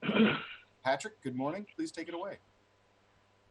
Hi, my name is Patrick Taylor, and I'm co-chair of the Seattle Bicycle Advisory Board. I'd like to start by thanking Councilmember Strauss and Noah, his staffer, for joining us to hear our concerns. Now I'd like to read from a letter that we sent expressing some of our thoughts on the Omnibus bill and its proposed changes to bike parking requirements. While we strongly believe Seattle needs more affordable housing and that the city should facilitate its development, we think the proposed changes deny affordable housing residents, staff, and visitors a critical affordable mode of transportation that should be available to all Seattle residents, especially low-income individuals. The proposed changes do not seem in line with our city's equity, climate change, or transportation goals and values. Bicycling is an affordable, healthy, and low-income and low-impact transportation option that is used by people of all demographics in all parts of our city. As the city builds out its network of all ages and all abilities routes, we expect bicycle usage to grow. Bicycle facilities should be supported for all people, including residents and visitors of income-restricted housing. Removing all bike parking requirements from affordable housing projects is a major public policy decision that should not be included in SDCI's annual routine maintenance omnibus bill. This is a significant departure from the intent of the 2018 legislation. It is against public policy and has not been vetted with stakeholders. We believe there are alternative policies to SDCI and Seattle City Council should consider, including no reduction in minimum short-term bicycle parking. The required amount is low, it can be satisfied in the right-of-way, and it serves visitors and the general public in addition to residents. Provide a minimum required level of bicycle parking greater than 0. Eliminating all bike parking makes the inaccurate assumption that no one will bike, including staff and visitors. By providing a minimal amount, the city can ensure that people have a safe place to store what may be their critical mode of transportation, exercise, and enjoyment. To permit a reduction in bike parking, require a type 1 decision to authorize the reduction rather than a blanket exemption. The determination should consider whether the residents, staff, and visitors of the affordable housing complex are significantly less likely to bike than the general population due to the location of the development or the unique physical abilities of the residents. Exempt bike parking all right, thank you. Thank you. IT just confirming Aruna and Michael are not present. That is correct. Thank you, Sun and Bren. That was the last speaker remotely present to speak at this public hearing. The public hearing on CB 119835 is now closed. Thank you for everyone who provided comment today. The Omnibus bill will be back before this committee for a vote on Wednesday, August 12th. Our third and final item of business is a quarterly report of the tree protection work from SDCI and OSE. Noah, will you please read this item into the record?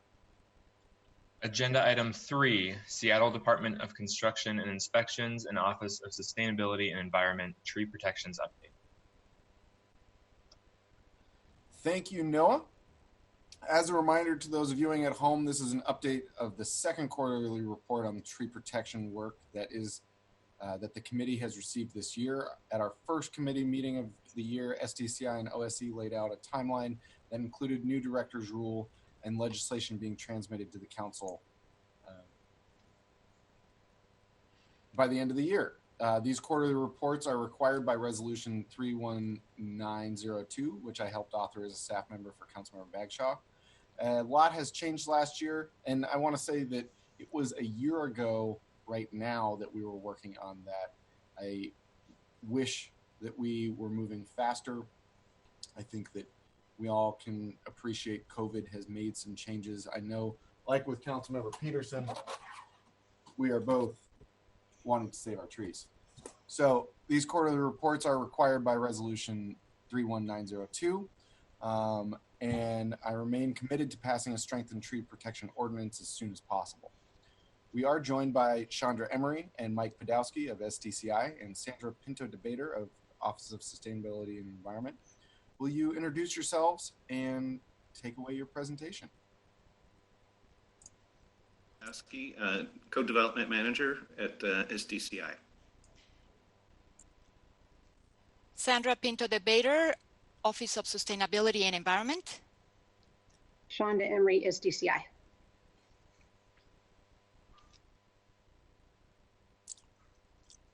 I'm going to start us off with just a quick overview and then turn it over to Sandra and Shonda, who will walk you through the rest of the presentation. I appreciate that council members and many in the community are anxious to see us make more progress on our tree protection updates. I did appreciate a lot of the what I took as praise that we got in the public hearing portion or the public comment portion of the meeting today. That was helpful, I thought, and certainly, not the last of it from us or from the tree advocates. And we appreciate them. So we're going to start off by talking about our work on the Urban Forestry Master Plan. And I think in particular, we want to focus on how we've done work to include and to consider the needs and impacts to Black, Indigenous, and people of color, and tell you about the partnerships that we've forged with representatives of those groups. We're going to talk some more about the progress that we've made in meeting the strategies that are called out in the resolution for tree protection updates. And in particular, as we talk about going forward with the strategies that we still have to address, and I appreciate Councilmember Strauss' recognition of some of the intervening circumstances that have occurred that have caused us to do as well as we could in making progress so far, but recognizing that we're going to need a little bit more time here. But we want to re-emphasize, as we've done in our work with the Urban Forestry Master Plan and build on the partnerships that I just mentioned, to take a hard look at the strategies that are in the resolution and make sure we're doing the best job we can in considering the impacts and the needs of BIPOC communities, and do outreach around the upcoming work in culturally relevant ways, and potentially make some modifications to the strategies or come to council at our next quarterly report to talk more about that. And with that, I'll turn it over to Sandra, who's going to start with the Forestry Management Plan. Thank you, Mike. Well, thank you, everyone. We like to begin this kind of briefing with just setting the context and talking a little bit about the Seattle's urban forest. Trees are fundamental to the character of our city. We celebrate our reputation as one of the country's greenest cities, and trees are helpful to continue our high quality of life, especially as we continue to grow. There are 9 different departments engaged in Seattle's urban forestry work. Each department brings important expertise, perspective, and also resources to this commitment. We have created an urban forestry core team with representatives from 7 of those departments: OPCD, OSC, City Light, SDCI, SDOT, Seattle Parks and Recreation, and SPU. And we collaborate on a regular basis to make sure that we are coordinating and that we're strengthening our urban forestry work citywide. And I just wanted to stress, as Mike mentioned, that in the midst of the current challenges that Seattle is facing, OSC and SDCI have continued to work on our tree regulations. The Urban Forest Management Plan sets the goals and the framework to guide our work. The Urban Forestry Core team began updating this plan in 2018.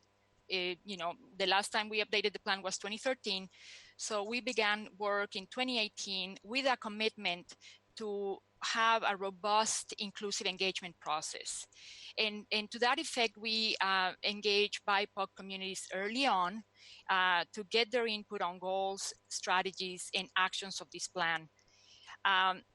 With data we obtained from the 2016 Canopy Cover Assessment, we confirmed that areas where environmental justice priority communities live tend to have fewer trees. And this further emphasizes the disproportionate impacts, especially during public health crises like the ones we are currently facing.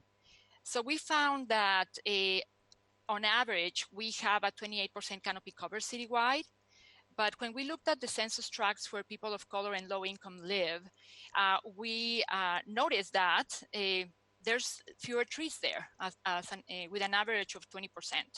So that's quite a difference. And as we continue to work on in general on urban forestry and specifically on tree regulations, we're going to make sure that we're looking at our work through a racial equity lens in order to advance racial equity and also address disparities.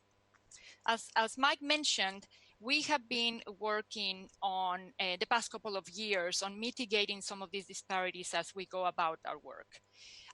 We have been intentional on developing and nurturing partnerships with BIPOC communities in culturally appropriate ways and in language. As we began the plan update work, we teamed up with Seattle Public Utilities Community Connections Program. This is a program inside of their Environmental Justice and Service Equity Group. And we applied the city's racial equity toolkit to the project. Community Connections also supported the creation of a strategic outreach plan. And with that in hand, we tapped into Department of Neighborhoods Community Liaisons expertise to engage African American, disabled, Latinx, Native American, senior, Southeast Cham refugees, and unhoused populations. We also worked with community-based organizations such as Chinese Information Service Center, Horn of Africa, the Duwamish River Cleanup Coalition, the Duwamish Valley Youth Corps, the Duwamish Infrastructure Restoration Training Corps. We also engage communities in culturally relevant ways. So that means that in some instances, some engagement was done, for example, door to door, and maybe in other instances, it was more of a community meeting type setting. And we did this in 10 languages: Amharic, Cantonese, Khmer, Korean, Mandarin, Oromo, Spanish, Somali, Tigrinya, and Vietnamese. So progress to date on this plan update. At this point, we have completed the first phase of engagement to produce a first draft. We brought this draft to the community for report backs, and currently departments are reviewing the plan. Next steps will be public input phase. We're going to be, again, emphasizing outreach to BIPOC communities, the Environmental Justice Committee, and other partners in the Duwamish Valley and other areas of the city. We are going to be incorporating this public input in producing a SEPA checklist to then produce a final draft of the plan that we will bring to council in early 2021. And with that, we're going to get into the details of tree regulations work, and I'm going to turn it over to Shanda.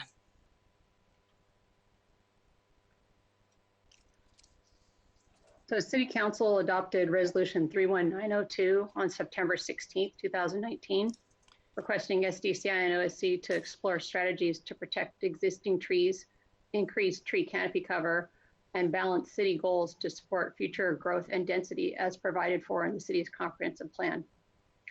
This resolution also directs SDCI and OSC to report quarterly to the chair of the Land Use and Neighborhoods Committee on progress made. SDCI and OSC delivered the first quarter report on February 12th of this year. And at that time, we shared the scope, schedule, and budget for this work. And now this year, we're continuing to move forward with this work, including a robust effort to track trees on private property. This means that we're documenting all trees greater than 6-inch diameter at standard height as far back as July 2019. SDCI continues to work with the Urban Forestry Commission and has held a series of deliberative sessions that began in the fall of 2019. And at that same time, we have reviewed the Urban Forestry Commission's recommendations. Today, as we move forward, it's our intention to make sure that we are centering and prioritizing BIPOC communities to provide additional protections to address environmental disparities. Next slide, please. Over the past few months, SDCI and OSC and its partners have been working very hard to improve tree protections as outlined in the resolution. Together, we've reached a number of milestones in this work, including better ways to track tree removal and replacement. This is a brand new update in our permit system software for tree actions.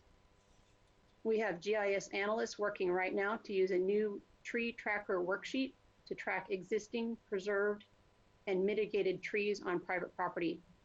We're being very data-driven in our approach to this work, which will allow us to assess what the existing conditions are at the site plan or individual project level. And then we'll use that data to monitor the status of these trees, whether those trees are existing, preserved, and or replanted. We also have developed updates to Director's Rule 2008-16, which is the Exceptional Tree Director's Rule. That Director's Rule is 12 years old, and last week we published a proposed draft rule which would replace the 2008 rule.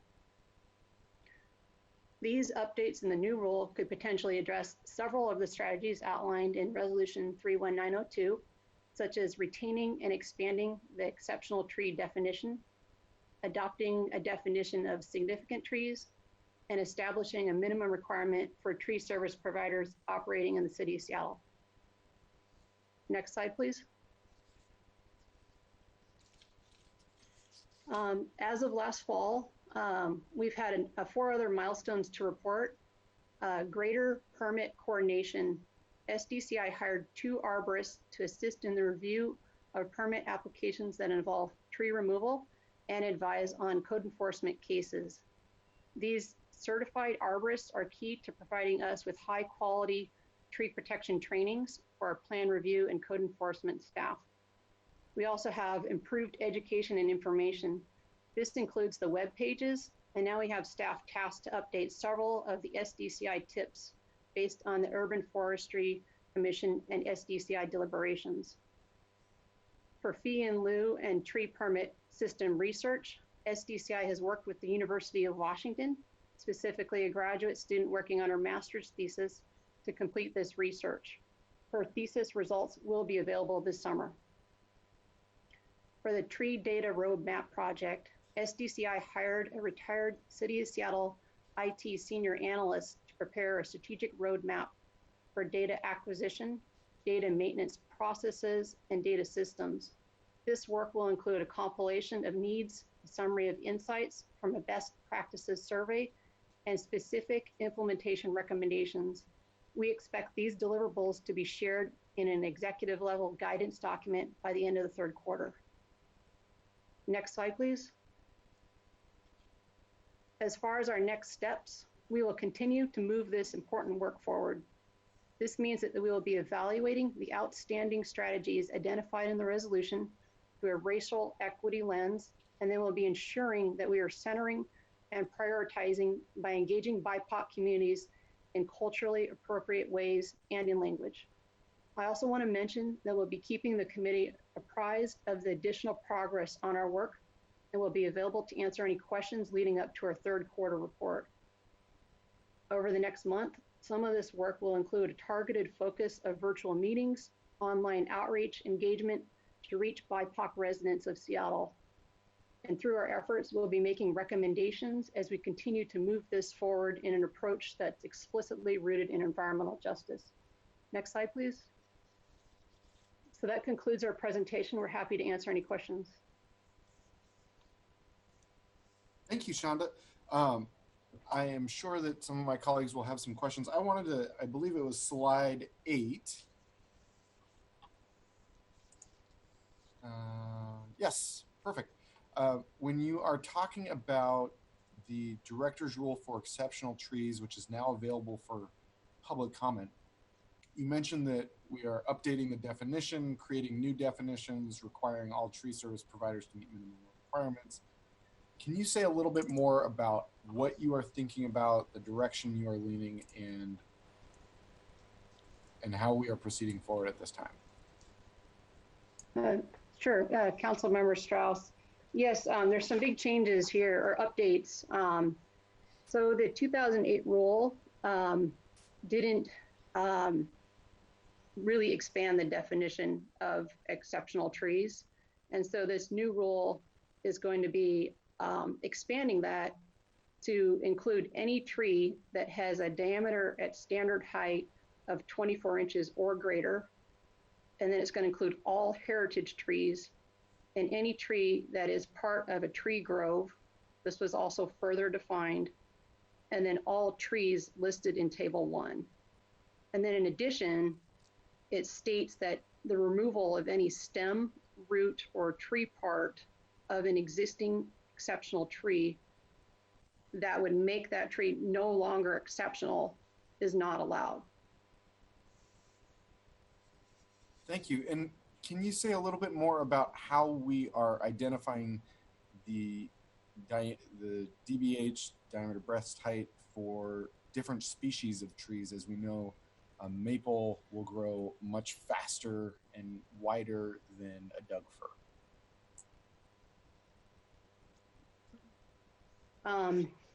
bear with me here for a second.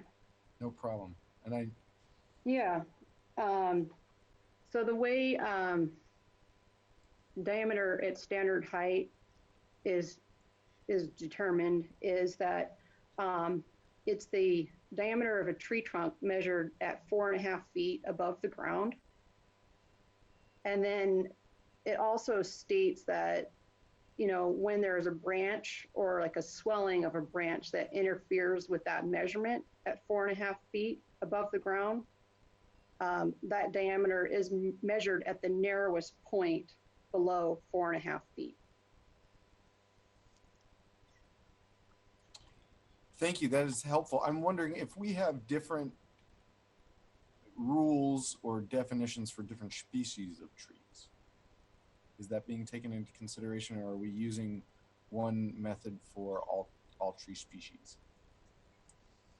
It is one method. Yeah. Oh, go ahead.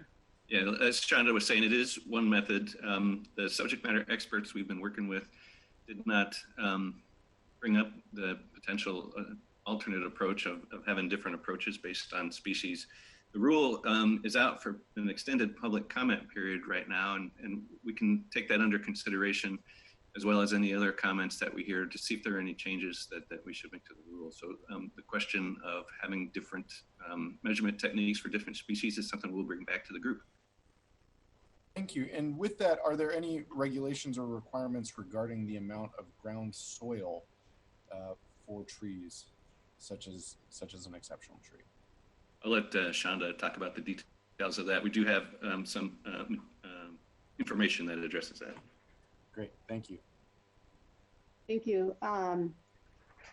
In the new update, there is language in there that says that for replacement trees, there's a requirement that we amend, or that the applicant amend the existing soil conditions prior to installation and planting of the new trees in compliance with current best practices. Great, thank you for that clarification. Is there a requirement or definition of quantity of soil? Yes, that's correct. There's a requirement for quantity, and then also adequate spacing for species and location must be appropriate to both the species and the site conditions. Wonderful, thank you for that clarification. My last question is regarding enforcement. Even during this COVID-19 pandemic, we have received a number of tips, questions, submissions of tree removals that have happened throughout my district, at least, that were, when we reported them to SDCI, it was in fact not permitted. Can you speak a little bit more about enforcement? How are we doing? What improvements do we need to make, and how can I help you?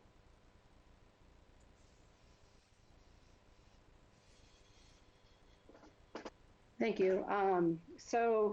Just recently, we had a code enforcement case for a tree penalty amount of $99,510 for a western red cedar that was 41 inches. That was in early June in the northeast part of the city. And then before that, there was another code enforcement case around 40,000. I think that's the data that I have right now. I don't know if Mike, you have something to add to that. Well, enforcement is an ongoing challenge. As Shonda mentions, we have had some successes in holding people accountable who have not followed the rules. We are looking at potentially also updating the director's rule in the future to help further strengthen our enforcement group's ability to hold people to account and to help people do the right thing. So it is something that we appreciate your interest and attention on and support, and we'll continue looking at that and working with our enforcement team. Thank you. And I know I already said that was my last question. I do have one more per public comment today, and creating mandatory street trees. Would that be outside of the jurisdiction of SDCI and something that I would need to bring up with SDOT? Or is that something that can be addressed through a director's rule, or would I need to bring forward an ordinance? And this is the type of conversation that I usually have with SDCI in meetings, but since we're doing virtual governing here, everyone gets the pleasure of seeing my questions live. So not trying to set you up for a fast one here. Mike, if you need to answer me offline, I'm happy to take the answer. Oh, just for starters, as Sandra mentioned in part of her presentation, we do participate in a multi-department the Tree Corps group. SDOT's a participant, and we can raise that issue with them and have that conversation with them, and we can report back to you together. Great, thank you. Urban Forestry Corps team. Yes, the Urban Forestry Corps team. Excellent. Thank you, Mike. Thank you, Shonda and Sandra. Colleagues, any further questions? Calling on Councilmember Lewis or Juarez, since I don't see you since you're over the phone. None from me, Mr. Chair. Thank you.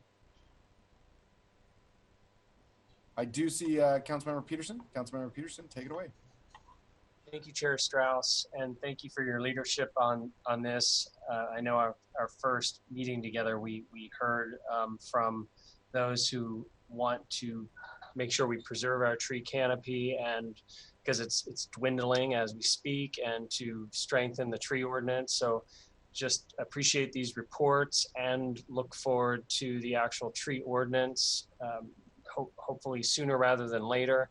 If there's a way to get something before the fall budget process, so in case we need to allocate dollars to strengthen anything in this regard. I am leery about the fee in lieu, because when we heard from Portland, Oregon about that, the fee was never high enough to really disincentivize the removal of the trees, and look forward to increasing the enforcement as well. I know we put our Seattle Department of Construction and Inspections in a tough spot where they're trying to process applications for real estate development and also enforce this. So, look forward to, in the ordinance, perhaps seeing a way to bring the Office of Sustainability and Environment into the enforcement or sign-off procedures, so that we've got somebody accountable for protecting the trees, and it's sort of built into their organizational culture to do that. And I appreciate everybody calling in today. I know during all these virtual meetings, it's hard to keep track of when these reports are coming. So really appreciate everybody taking the time today to call in and hold us accountable for getting this tree ordinance. Thank you. Thank you, Councilmember Peterson. And I want to highlight that these are important updates. As we heard, some of these updates have been made. The last time the changes were made were 12 years ago. I want to recognize, have a lot more work to do to protect the tree canopy here in our city, as we know that tree canopies keep our environment cool in the summer and warm in the winter. And this is important for the health of our entire city. Councilmember Juarez, do I see you have a comment or question? I do, quickly, and I just again wanted to reiterate, but we've been working on these tree canopies and these tree issues for since 2015. So just very briefly, two things. In District 5, we have Thornton Creek, and we have the North and the South Fork, and both of them are salmon-bearing streams. And so, as you know, we need the tree canopy and the shade for the salmon to survive. And as a lawyer for over 33 years that represented tribes and treaty rights and environmental protections, I understand, I'm sure like we all do, how important it is to have a tree canopy on the shades for the streams, not only for the salmon-bearing streams, but also for the sustainability and all the other great stuff that obviously trees provide. But having this done, and thanks to the quote-unquote tree activists, I remember meeting with their group back in the summer of 2015 when this was an issue for them, and I think it was Mr. Lemke. Am I getting that name wrong? No, Steve Zemke. I think Steve's still there. And I've never forgot their words and their passion, and the same group of people, including John Lombard, who wrote a book about Thornton Creek, and also daylighting all the creeks up here, and that's where it stands now is Thornton Place, which used to be a huge cement parking lot, and we daylighted that. They daylighted that. They worked hard on it. And so I just want to keep encouraging and moving forward. It's wonderful that we have this Green New Deal, and the City Council has embraced it, and we've set money aside, and we've done resolutions, and we put it in the budget. But to actually see this starting to come forward with the policy and the statutory authority to support it for sustainability forever is very heartening. And so thank all of you who've worked so hard to do this. To some people, it might seem like a trivial issue, but it's not. It's important. And so thank you so much, all of you, for doing this. Thank you. Thank you, Councilmember Juarez. Couldn't say it better myself. Colleagues, any other questions at this time? Vice Chair Mosqueda. Thank you, Mr. Chair. I was hoping that we could go back to the slide that showed the historic redlining that's occurred in the city. I want to thank Sandra for your words as you described the importance of this map and the overlay with where trees exist. I think that the presentation as a whole intended to highlight the racist comments that were embedded in public policy in the past that had prevented people from living in certain areas of the city, and also correspondingly had reduced the amount of tree canopies, especially in communities of color where folks had been only allowed to live, so excluded from other high opportunity areas, is what I took away from the map and the inclusion of this redlining historical document that you've included. And I think that it's really important that we highlight that map, so thank you. And I want to thank the folks from the Seattle, I'm forgetting their name right now, but they did put out the amazing report last year that also highlighted this. If anybody knows what I'm talking about, the housing. That's it.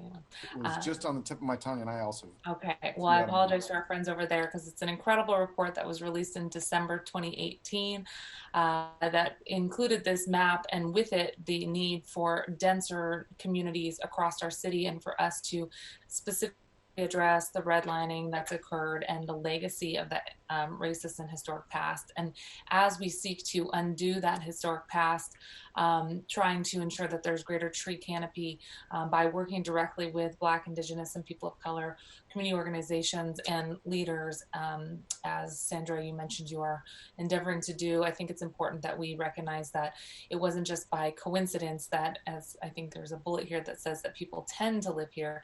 Sandra, your words were much stronger when you talked about how folks are really only allowed to live there, and by de facto, the city had in previous public policy not protected trees and had not protected the health and well-being, especially of community of color folks who lived in that area. So here we are, through public policy, trying to undo past bad practices that had been institutionalized by changing public policy to directly address that historic redlining and the consequences of not having tree canopies prioritized and protected throughout our city, especially for Black, Indigenous, and people of color communities. So I appreciate the words that you shared, Sandra, and also for the process that you outlined for us. Looking forward to future conversations about this and really fixing those past public policies that were not rooted in racial justice. Thank you, Councilmember Mosqueda. Very well said. Colleagues, any further conversation at this time? Thank you, and seeing none, I want to thank all of our presenters, Mike, Shonda, Sandra. We had Keatle earlier, Lish earlier as well. Thank you, Noah, in my office, committee clerk. Thank you all for joining us today. We look forward to continuing to work closely with you all to pass a strong tree ordinance as soon as possible. And I look forward to our next committee meeting on Wednesday, August 12th, with further discussions on the child care near you and the Omnibus land use bill. With that, unless there are any items for the good of the order, this concludes the July 22nd, 2020. Yeah, Mr. Chair. Councilmember Lewis here. Just right under the buzzer. Yeah.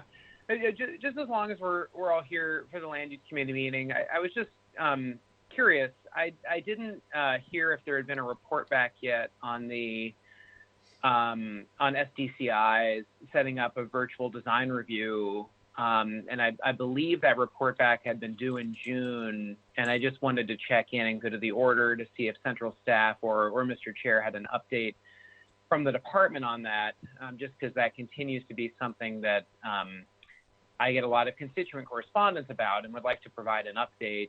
And when I checked in at the last committee meeting, I had heard from central staff and from the department that they were still on track for that report back, but I hadn't heard, and I just wanted to check in and see if there has been a report back and if that information might be disseminated to the rest of the committee. Thank you, Councilmember Lewis. I have been asking these questions time and time again, and so I've been receiving informal briefings. I understand that the report is overdue for official transmittal, and then it might be stuck in a place that is not SDCI. I want to check in on the correct understanding there. I've heard from SD. Oh, sorry, go ahead. That we do expect to transmit that report today, in fact. And so hopefully it will be there soon. So we do appreciate your patience with us. We're on the cusp of delivering that to you. Thank you, Mike. And Councilmember Lewis, it is my understanding from my informal briefings that staff has been hired to help facilitate these meetings. As we saw earlier today in this committee meeting, there were technical difficulties and we weren't discussing dense plans or providing, even just having conversation can be difficult. In my town hall last night, again, technical difficulties with virtual meetings continue to persist, and that's no fault of anyone. It's just the nature of how things go. And so I have been confident with the informal briefings that I've been receiving that SDCI is on the correct track, and anyone who has their ability to move that transmittal faster, if you are listening, please make that transmission as fast as possible. Thanks, and I do appreciate those updates. Just wanted to make sure that was still on track, and you know, as we are going forward and continuing to do great work in this committee under your leadership, Mr. Chair, and you know, this was a really great meeting today, and in the briefings on just a plethora of really essential topics. I just want to make sure that we're following up with the department on things that we did in the spring, including the design review. So I appreciate that you've been on top of that, and look forward to that information being sent to all of our offices today. I imagine it wouldn't just be shared with you, Mr. Chair, it would also be shared with the rest of the council.